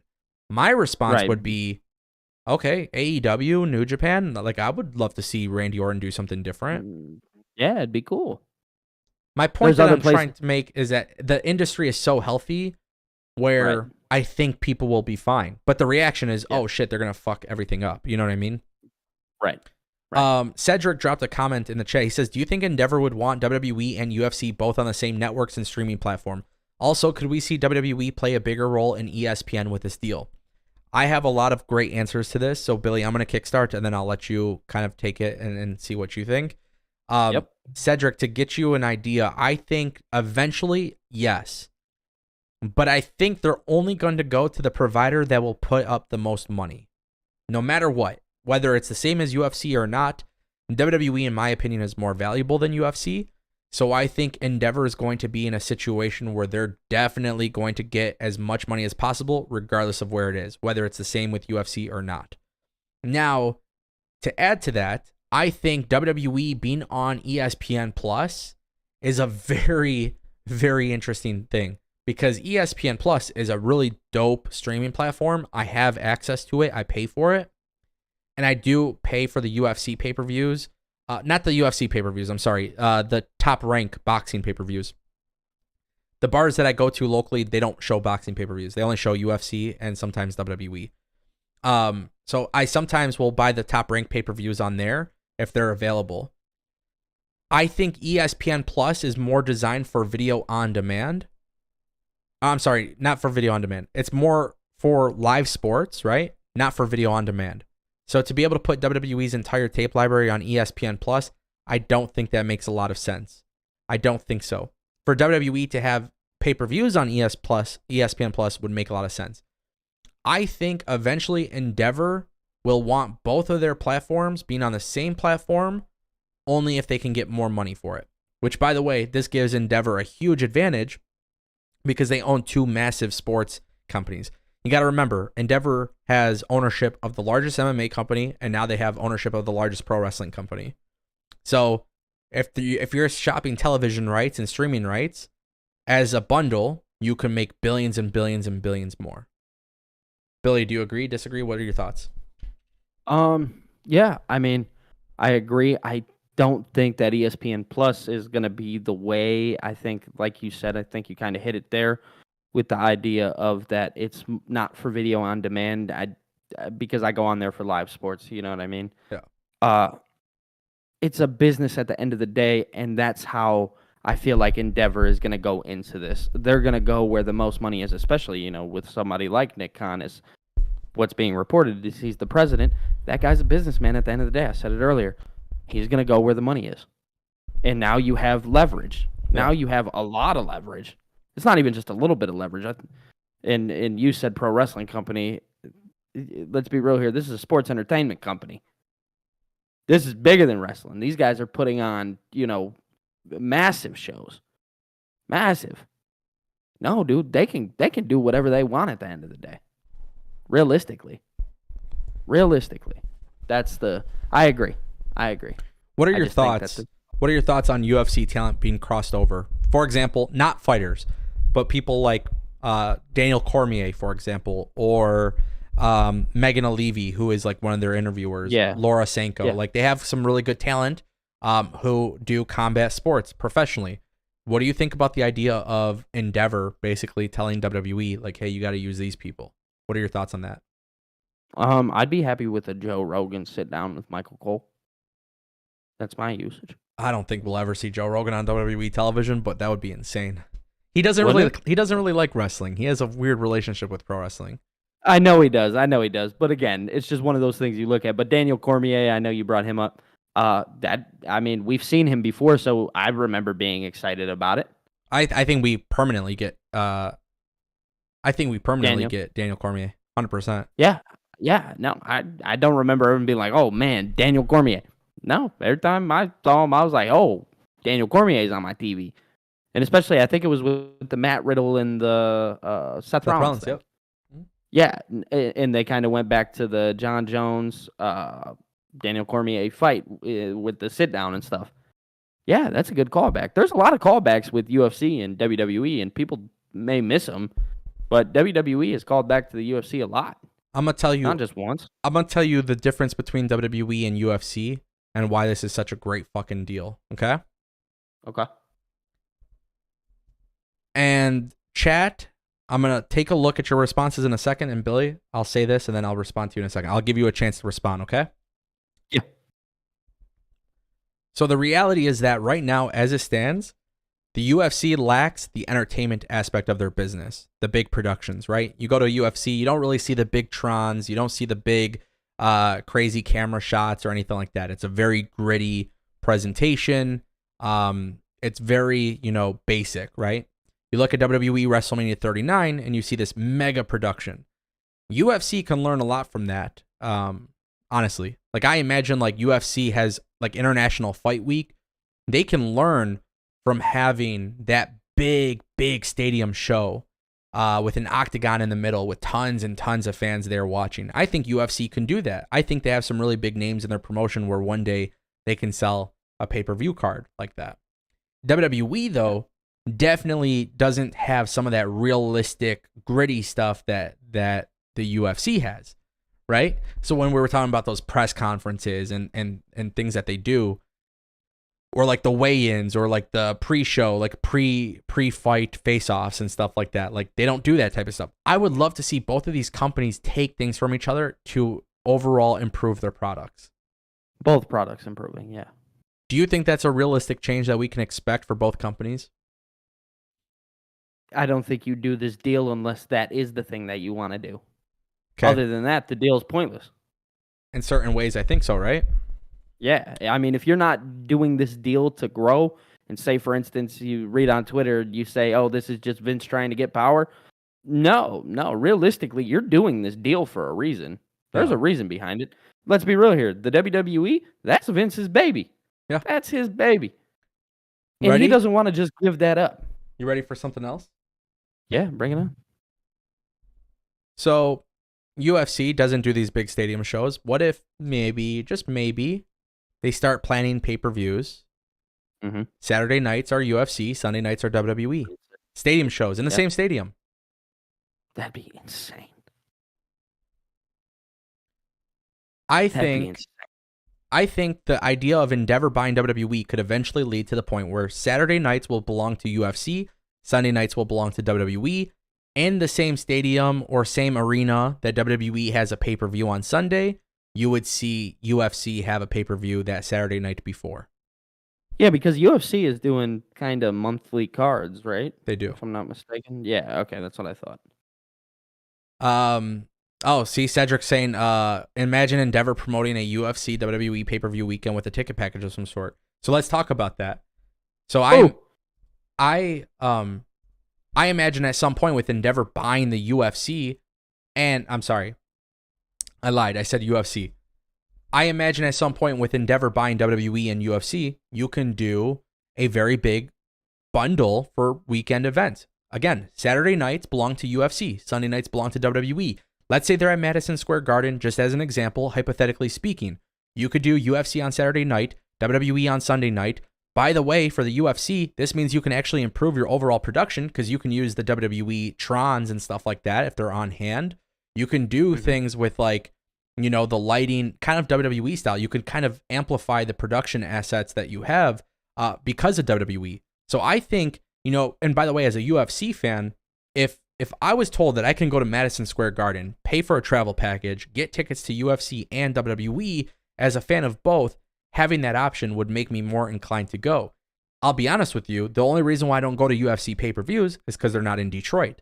So I just imagine at some point Endeavor can do something like this and both companies benefit off of it. And on top of that, I think if you amplify the production for UFC, because you're using Trons and stages and ramps and stuff like that, I think it could actually really help UFC even look bigger than it is. It's crazy, Billy. I know you don't know this, but there's other MMA organizations that are out there and they have really nice stage designs, but they're smaller than the UFC.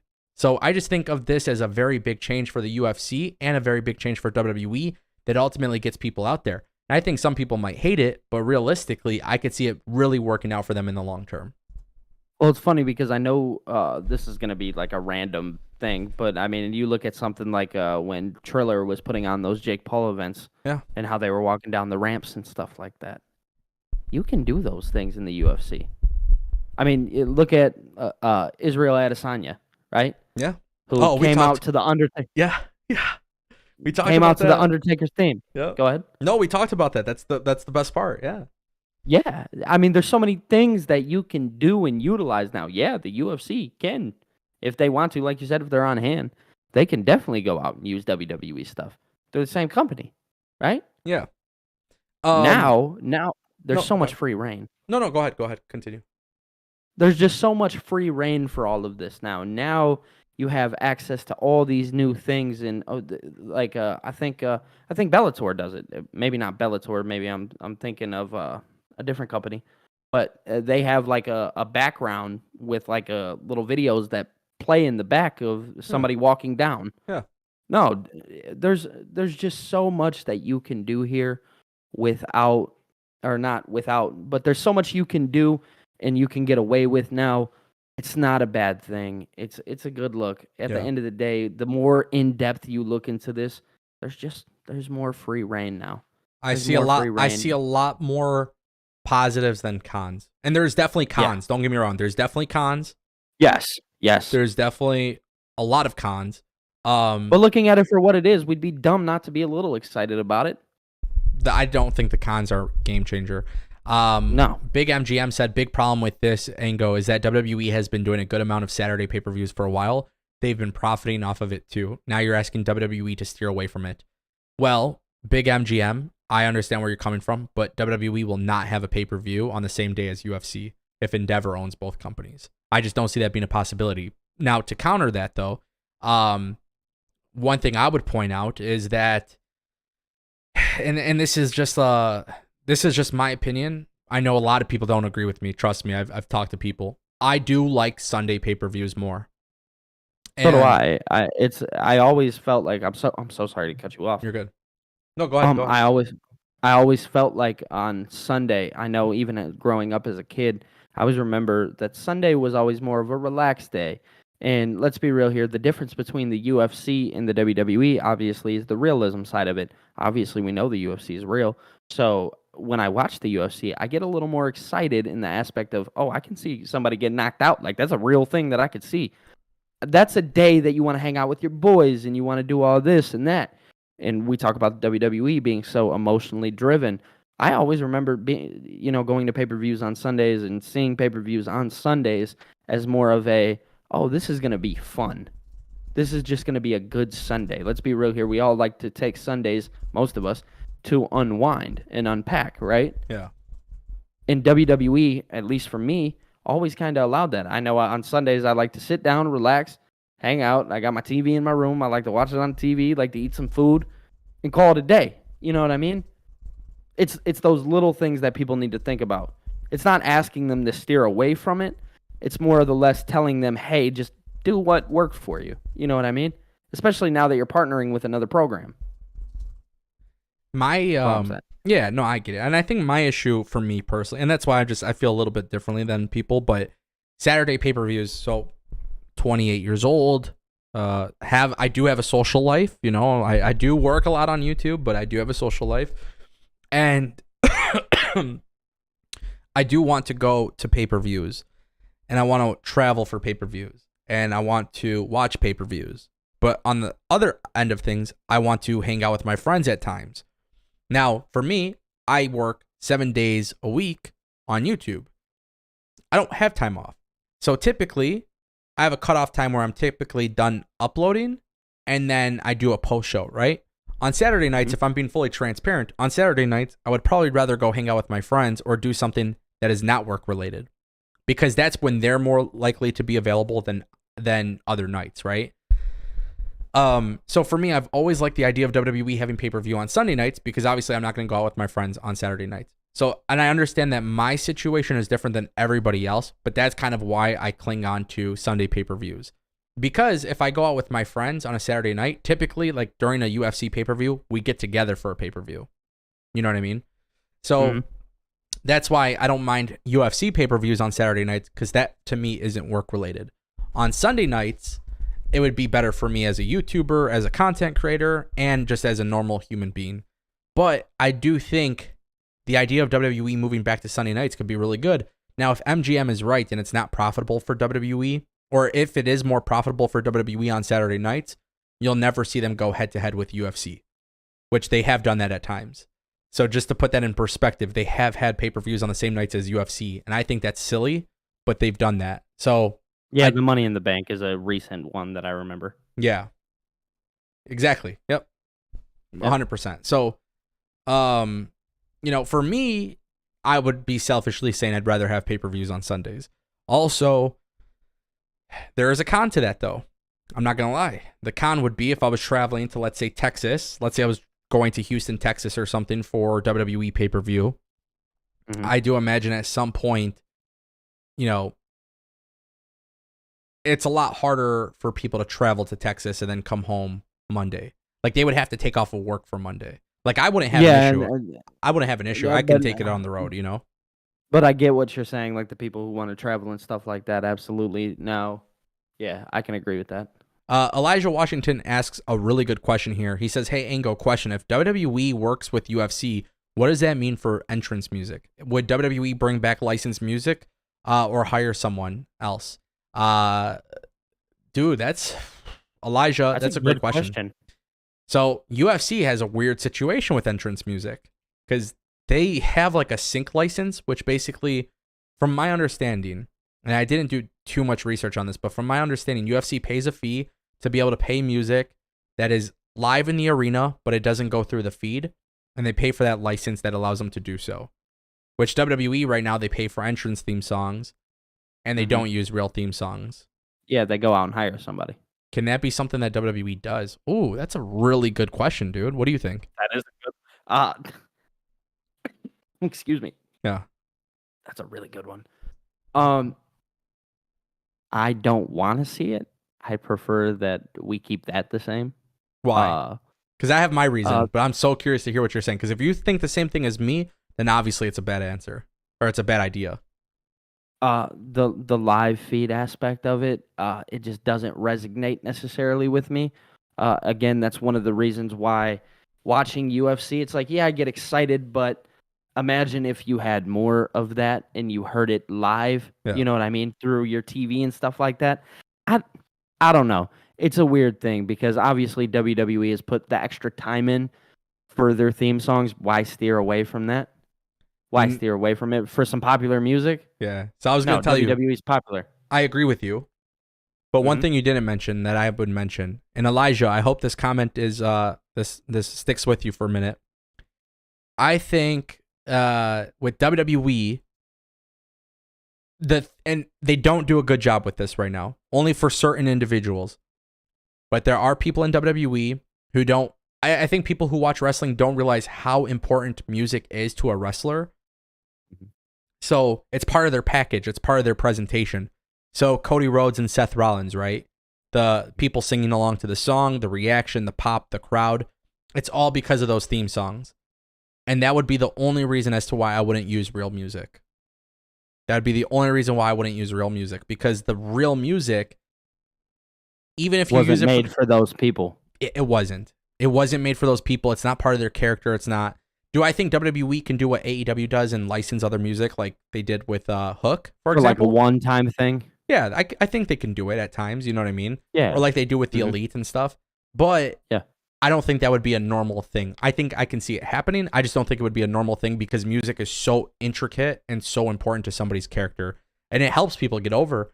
I mean, at the end of the day, I mean, this is not the greatest example because he ended up not being a really good success. But that was due to booking Fandango. I mean, look at Fandango. He had a WrestleMania match against Chris Jericho, and he had the theme song that people were singing along, and that was really the start of a new trend. So that would be why. The first thing that comes to mind for me is Edge and Alter Bridge. Yeah. Good. That's the first thing. Very good example. Some more stuff in the chat that I love. Good night, Ashu. Thanks for stopping by, bro. Where is it at?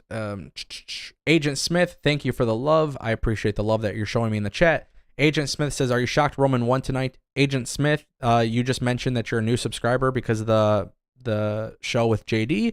But for the last 3 months, I said Cody was losing. So hopefully that answers your question as to whether or not I'm shocked. People really thought you were crazy too. Dude, you know, Billy, that's the worst part, dude. Yeah. I think, you know, for no other reason than people were like actually insulting me.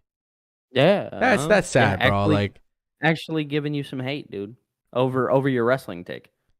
Not even a wrestling take, just saying logically, this is why I think it makes more sense. And, you know, it's just one of those things, dude. I've learned it throughout time. It's like, I don't ever insult people.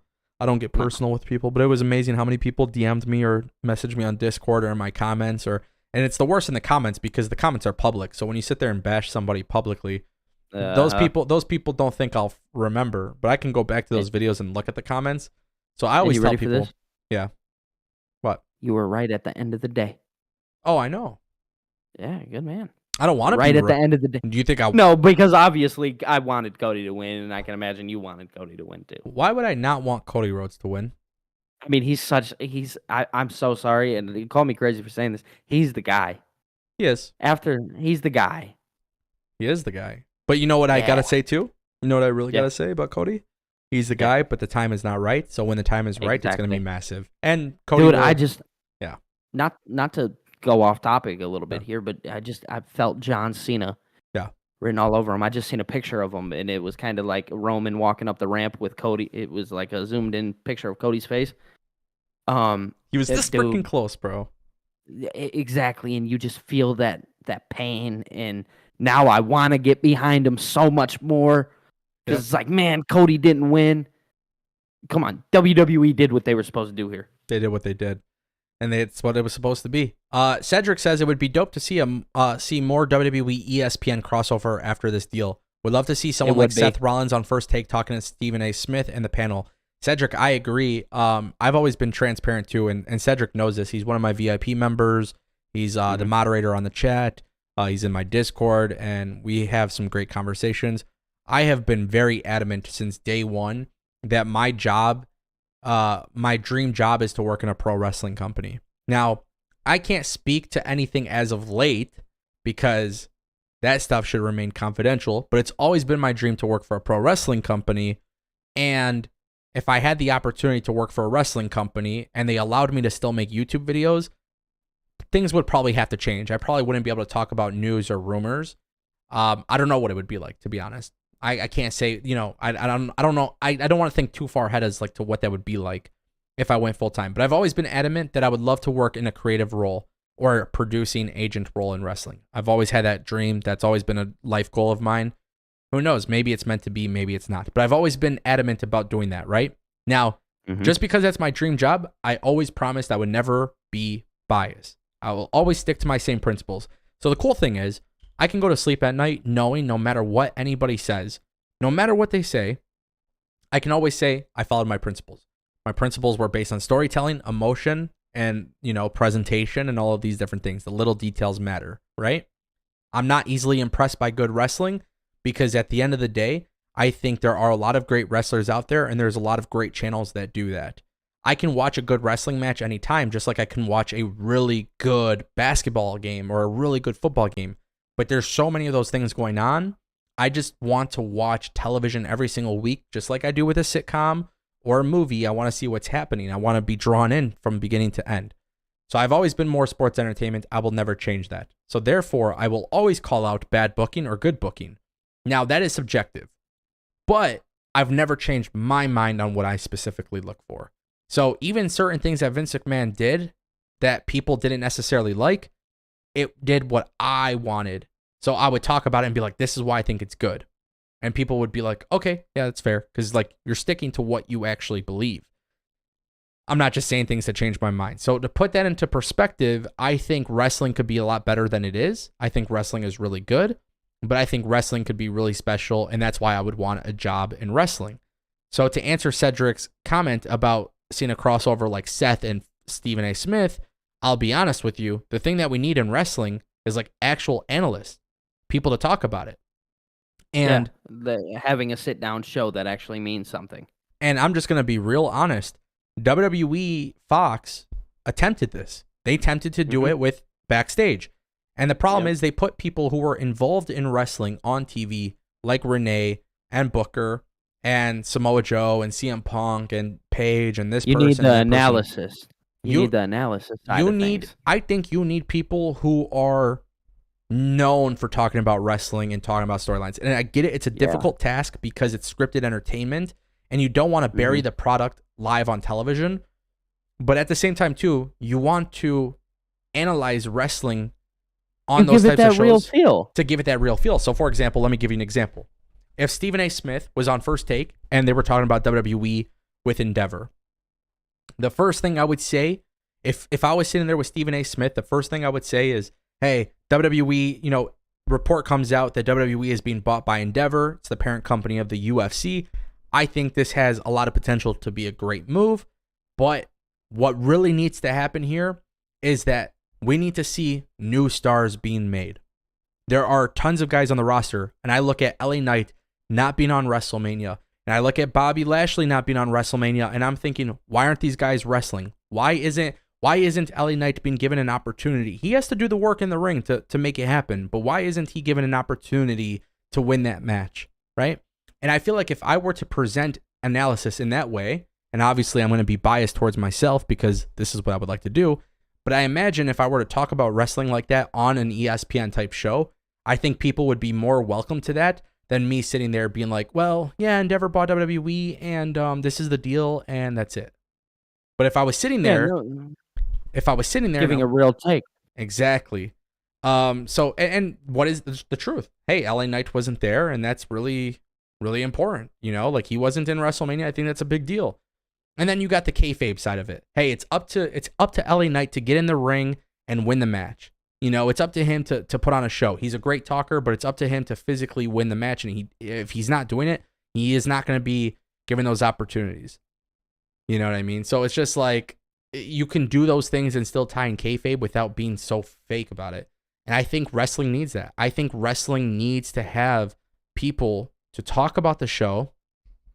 And I just think we need that side of wrestling. And to be fair, in the UFC, they have people in the show who call fighters out for losing.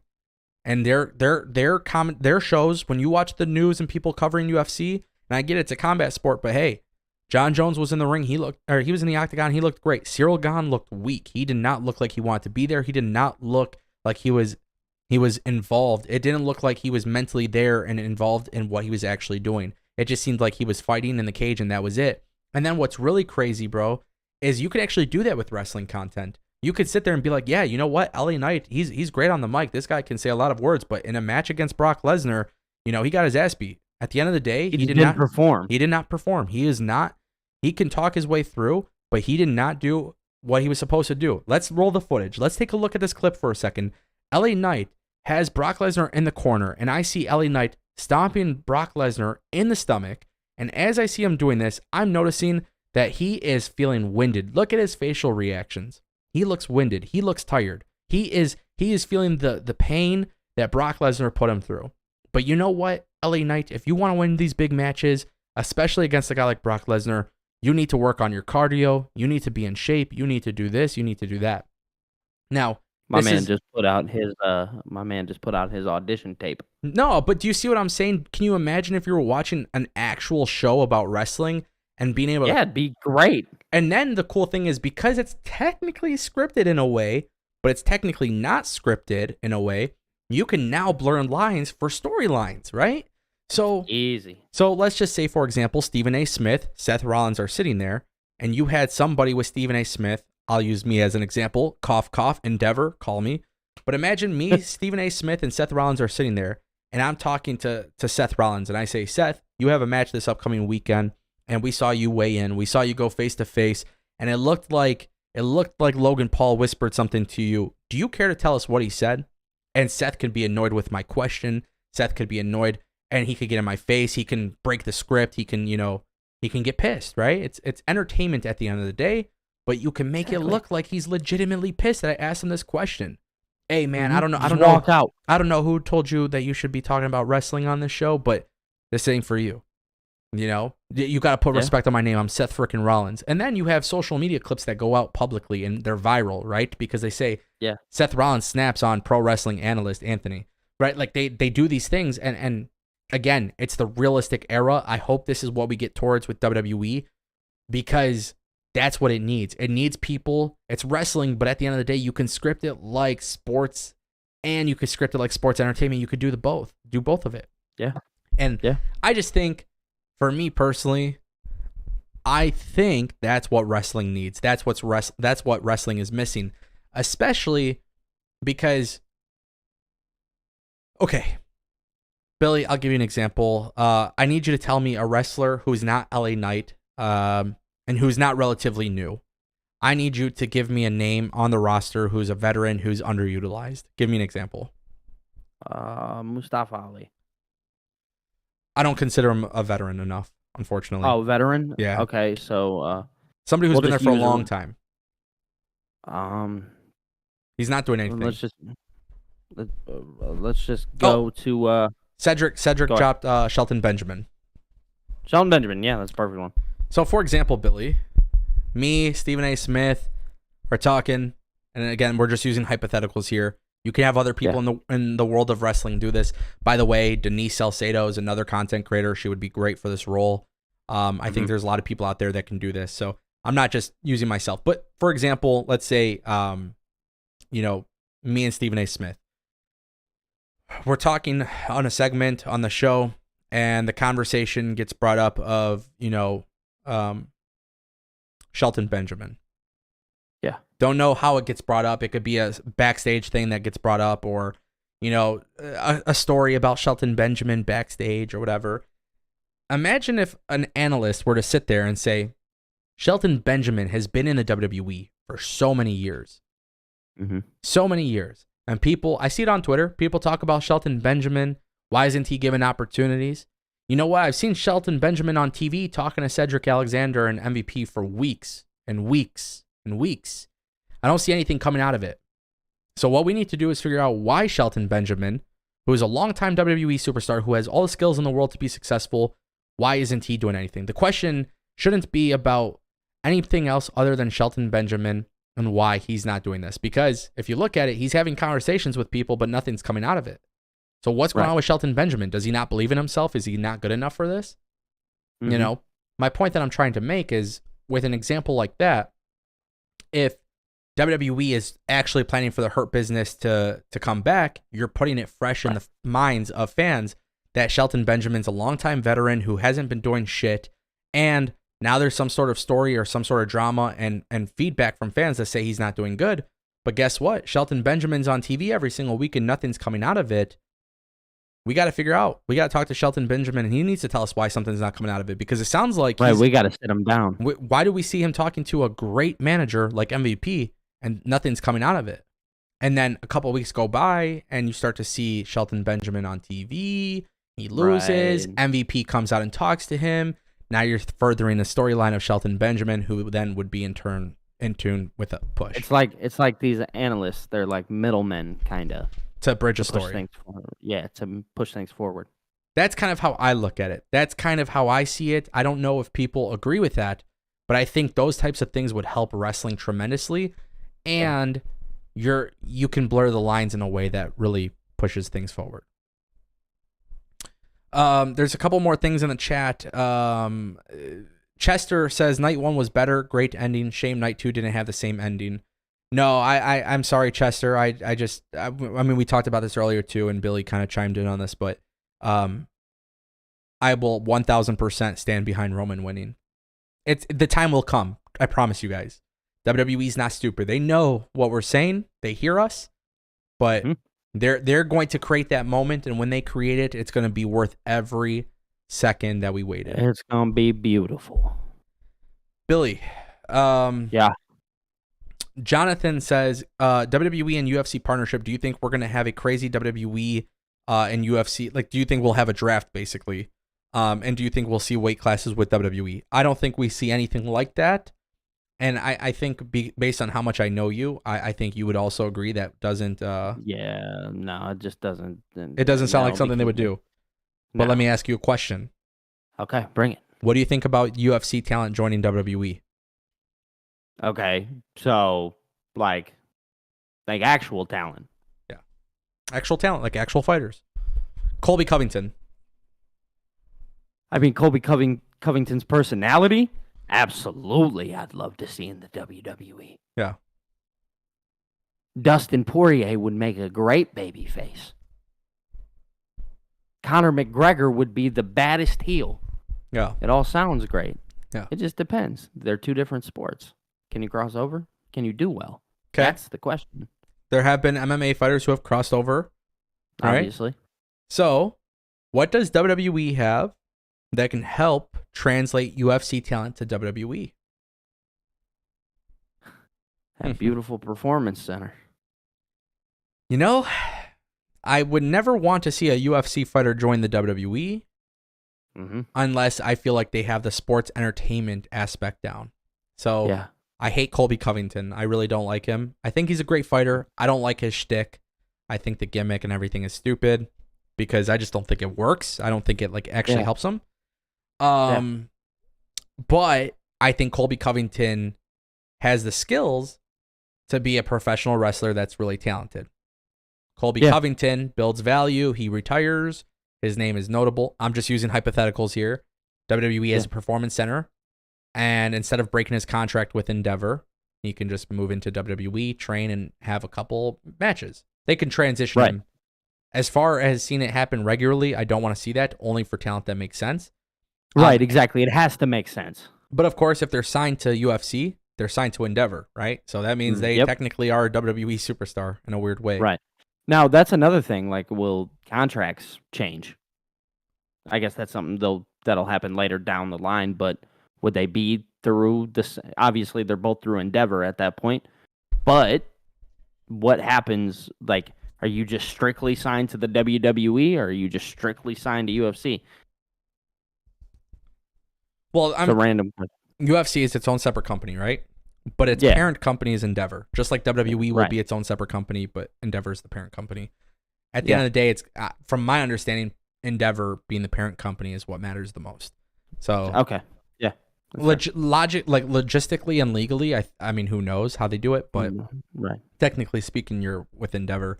It's like what's a good example? Procter and Gamble, right? They have like 1 million sub brands that you can buy in a grocery store or like deodorants or toothpaste and stuff. Those are their own brands, but then they're under Procter and Gamble. Yeah. There's a couple more questions I want to get through. Okay. Brandon says, Ango and Billy, question. If WWE and UFC are together, do you think Tony Khan's going to have a relationship with Bellator next? No. This is not a UFC and WWE partnership. The company that owns UFC will own WWE if the sale goes through. Yeah, no, that's not what this is. It's not what this is at all.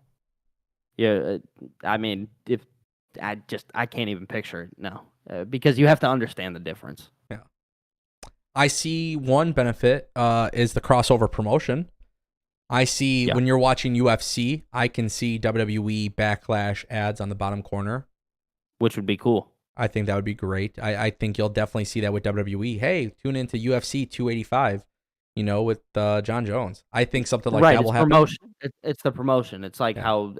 how WWE right now does with Fox promoting like the NASCAR football and stuff. like Yeah, that. exactly. Yeah. Yeah, exactly. Seth frickin' Rollins says NXT ? What happens to NXT? We talked about this earlier. I think they continue expanding NXT. I think NXT. I think Triple H's globalization plan comes to reality. Mm-hmm. Because if you take a look at UFC and what they're trying to do, That's I'm not what sure they're how many doing. people out. Yeah. I'm not sure if many people are like big UFC fans out here, but if you look at what UFC is doing, they're looking to globalize. Obviously, we have the Abu Dhabi stuff.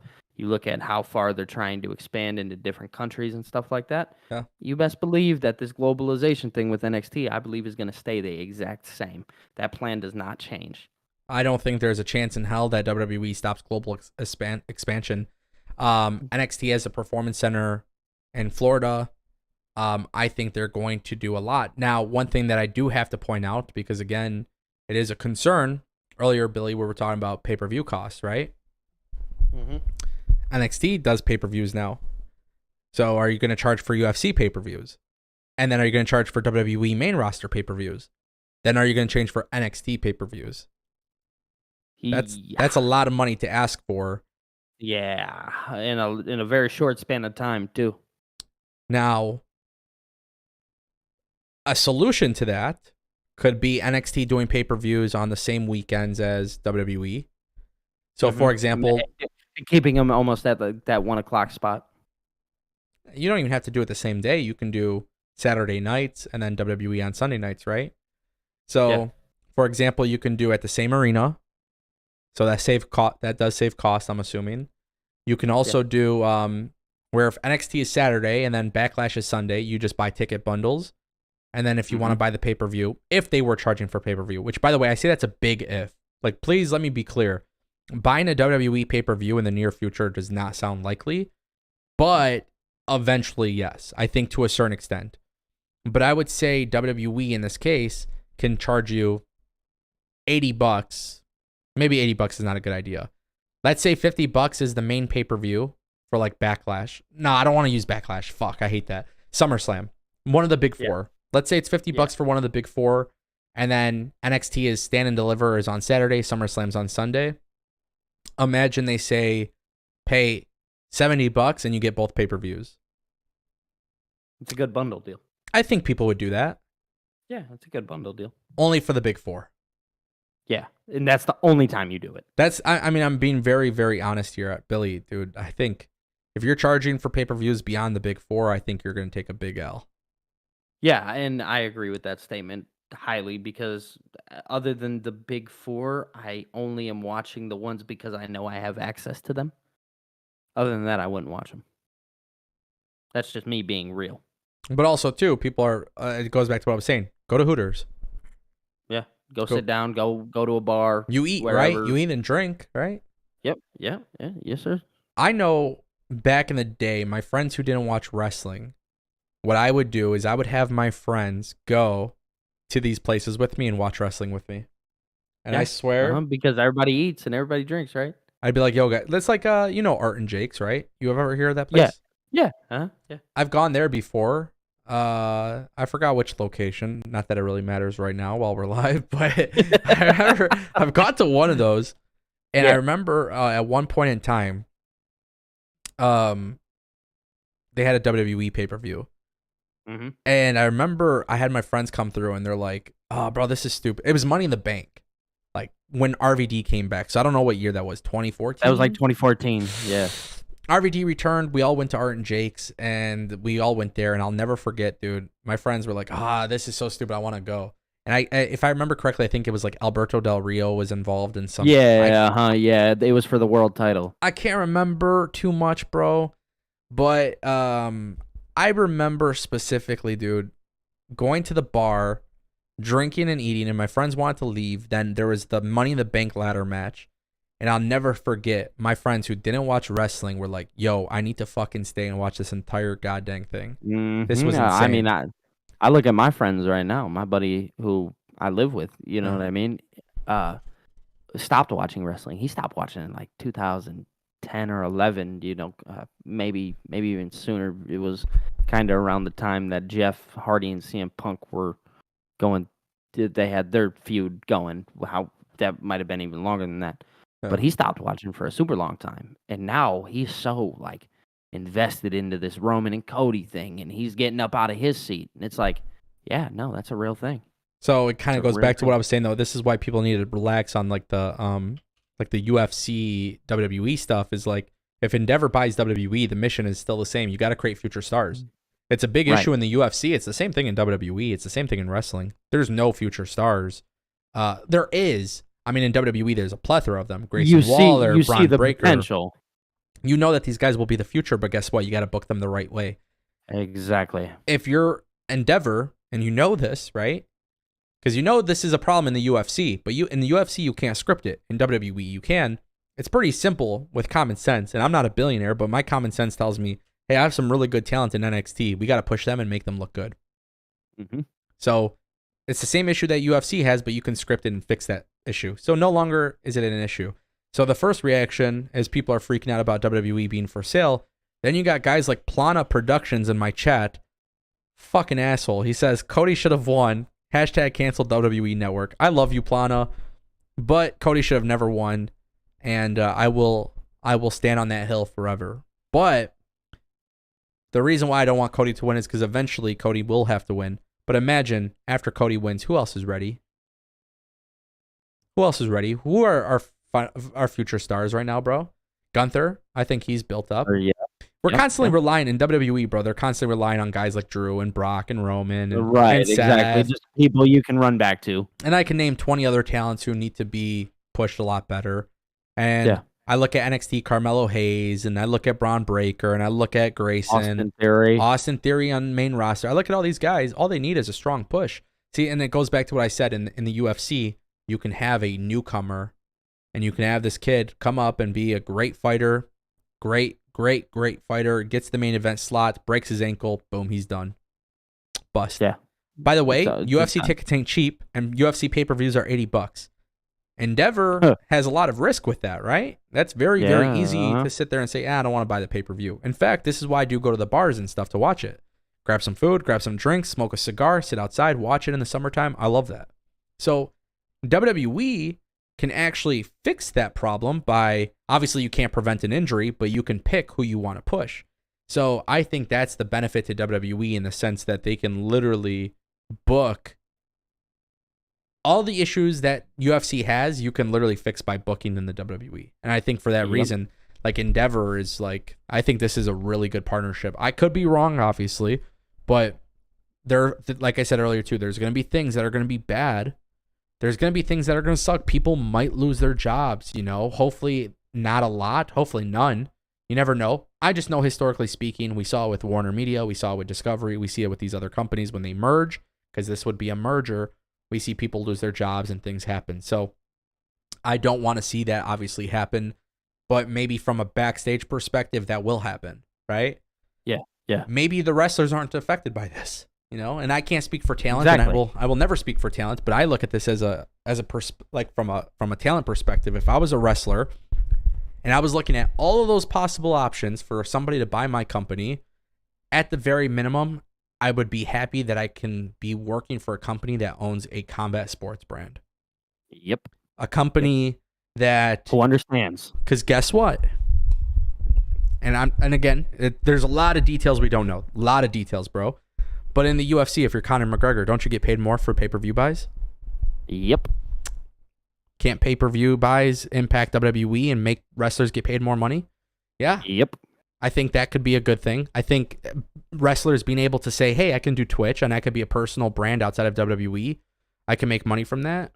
I think if I was a wrestler, if somebody told me that, I would be happy with it. Yeah, everybody wins. So I think there's a lot of things that could be good. I think there's some things that could be bad. Jack Michael says, I will cry if somebody buys Ango's YouTube channel. Listen, Jack, I'm going to be real with you. Business is business, It's going to be bro. me. It's going to be me. Nah, let me be real with you guys. If Endeavor called me, which, by the way, this would probably never frickin' happen, but if Endeavor called me right now and said, yo, we want to buy your YouTube channel, first of all, I'm going to hit them with the what is it? $12.3 billion price tag. I'm going to tell them I want the same amount of money that WWE is getting. Yeah. And obviously they're not going to pay me that. But if, $12 billion for my YouTube channel, I would probably take it. Yeah. So, I'm not even going to lie, bro. $12 billion for my YouTube channel. Shit. That's funny. That's funny. I ain't don't do it. Nah, hey, listen, come on, bro. $12 billion? $1 million could change somebody's life. $12 $12 billion. Yeah, $12 billion. I'm not sure how much. I'm going with that one. Yeah, imagine that, dude. Fuck. We just got to be realistic here. It's realistic, dude. It's, the humble shit, that kind of, it's goes out the window, bro. I'm worth 12. Yeah, I'm worth 12 Bs. Yeah. But let me ask you, is there, I know we've been talking a little bit about the sale. Obviously, I know how you feel about WrestleMania, but, in terms of the sale, is there anything that, any other questions or things that make you curious? Is there anything that you want to talk about in regards to the sale? No, not for me. I feel like we touched on a lot of the things that we thought were super important. I think now we start to watch everything play out. Obviously, tomorrow we'll wake up, we'll see where we're at. And, reports will continue to come out probably through the night. You know what I mean? Yeah. And I think right now we're at a good base. Yeah. So just to kind of give you guys an idea, WWE was asked about it. From what I hear, Triple H shared I'll just read it to you guys. So, somebody asked him a question about the news. So somebody did ask Triple H about the sale. Triple H did. Yeah, so Triple H said, nope, I'm here to talk about WrestleMania, but I want to get it off the table, so I want to talk about WrestleMania because it was epic, and I don't think we need to talk about anything past that today. Ooh. He did say, though, he did close the press conference by telling people, I can promise you this, no matter what happens here, WWE is going nowhere. We do what we do, just like it says when you tune in each week, then, now, together, and forever. We're not going anywhere. We're just getting started. Now, that's exactly what I expected, by the way. I didn't expect them to talk about it because, technically speaking, with a sale, you always reject any sort of information. Yeah, it's such a big topic and nothing's finalized. There's a whole bunch of stuff to it, and I will tell you this much. For those who are wondering about the WWE sale, Billy, just so you guys know, Billy and I were talking about this earlier today, and he was freaking out a little bit. Oh, creative, and as a fan, I feel this and feel that, right? This is definitely one of those things that you have to play out. You will see changes. You won't see changes. There's going to be changes that you didn't expect that you'll like, and I'm sure there will be changes that suck. You right? do like. Yeah. And it's just going to be vice versa. It's going to be mixed. What I would say is this. Go into it with an open mind. Do not be negative towards a sale because it's going to happen anyways. It's not a shocker. They've been telling us for a while that it was going to happen. Yeah, 3 months ago they said, in about 3 months we'll have something. When Nick Khan came into WWE, it was said that WWE was looking at doing a sale. That's, you know what I'm saying? This is not shocking news. What I would say is there were other potential buyers, and if WWE does in fact sell to Endeavor, more than likely, we ain't got to worry about Mickey Mouse. We ain't got to worry about these Disney characters. Or the horror films. To be honest, I see some big changes with NXT. I think NXT could be the brand that is way more gritty, bloody. I think they can do TV 14 if they want. It's still going to be a publicly traded company with UFC, but UFC still has advertisers, and UFC is still part of the big business. They're two different models, but you could, if you want to, you could get WWE to TV 14. You could do WWE to be a little bit more mature. I don't think they're going to do that, but I think you'll see them push. I think they'll do a little bit more edgy stuff without necessarily having to lose the PG rating. But there was other potential buyers who I will say, realistically, and I've been pretty vocal about them, I would not have wanted them to buy WWE. I think Endeavor owning WWE saves the tape library. I think other companies like Disney might have said, well, we don't want this specific match, so we're going to have to edit that out because it's, we don't want our young audience to see it. WWE with Endeavor can sell those TV rights and the library rights to any platform and make a lot of money from it without having to give up stuff, right? Again, it's hard to predict these types of things, but there was a lot of options where I would have said, and I have said it before, it doesn't make sense. We knew WWE was going to sell. There's going to be some changes. There's going to be some good changes. There's going to be some bad changes. There might not be any changes for a while. Right. But just to think about this for a second, and this is what I'll say before we end the stream.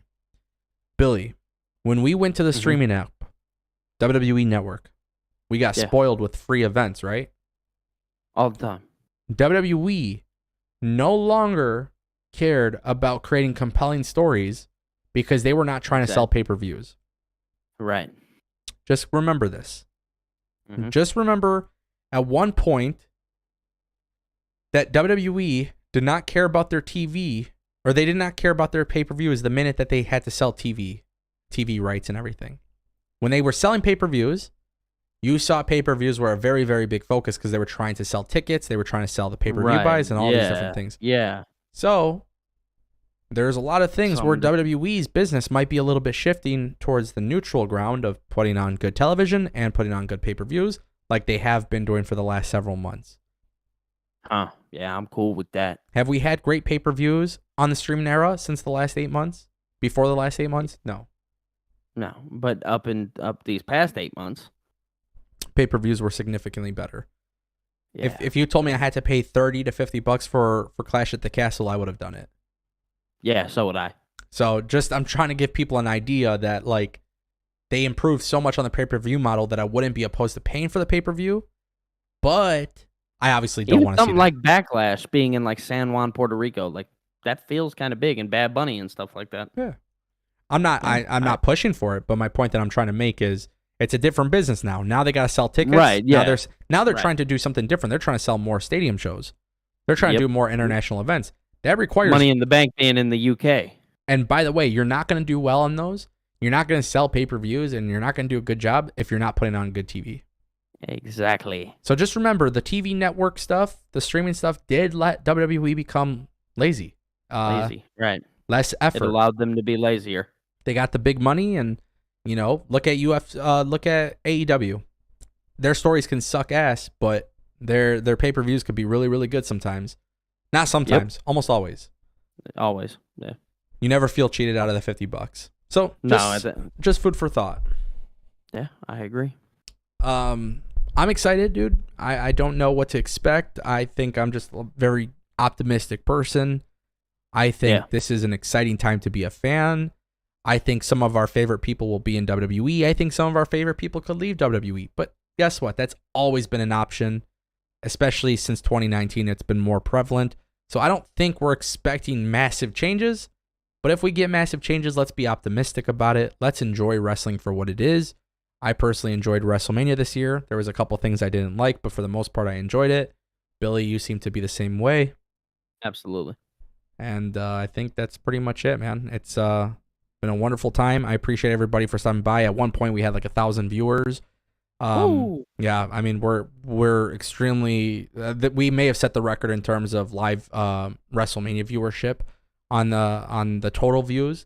So between the night 1 and night 2, it's been an incredible experience. So I appreciate everybody for sticking with me, especially over 200 people watching now at nearly 3 a.m. Awesome. It's insane. So that's awesome. I do appreciate you guys. I'll be back tomorrow for After Raw. Billy, I love conversing with you, so you're always welcome back too. Oh, man, thank you. All right. Well, with that being said, guys, we will call it a night. Thank you guys for watching, and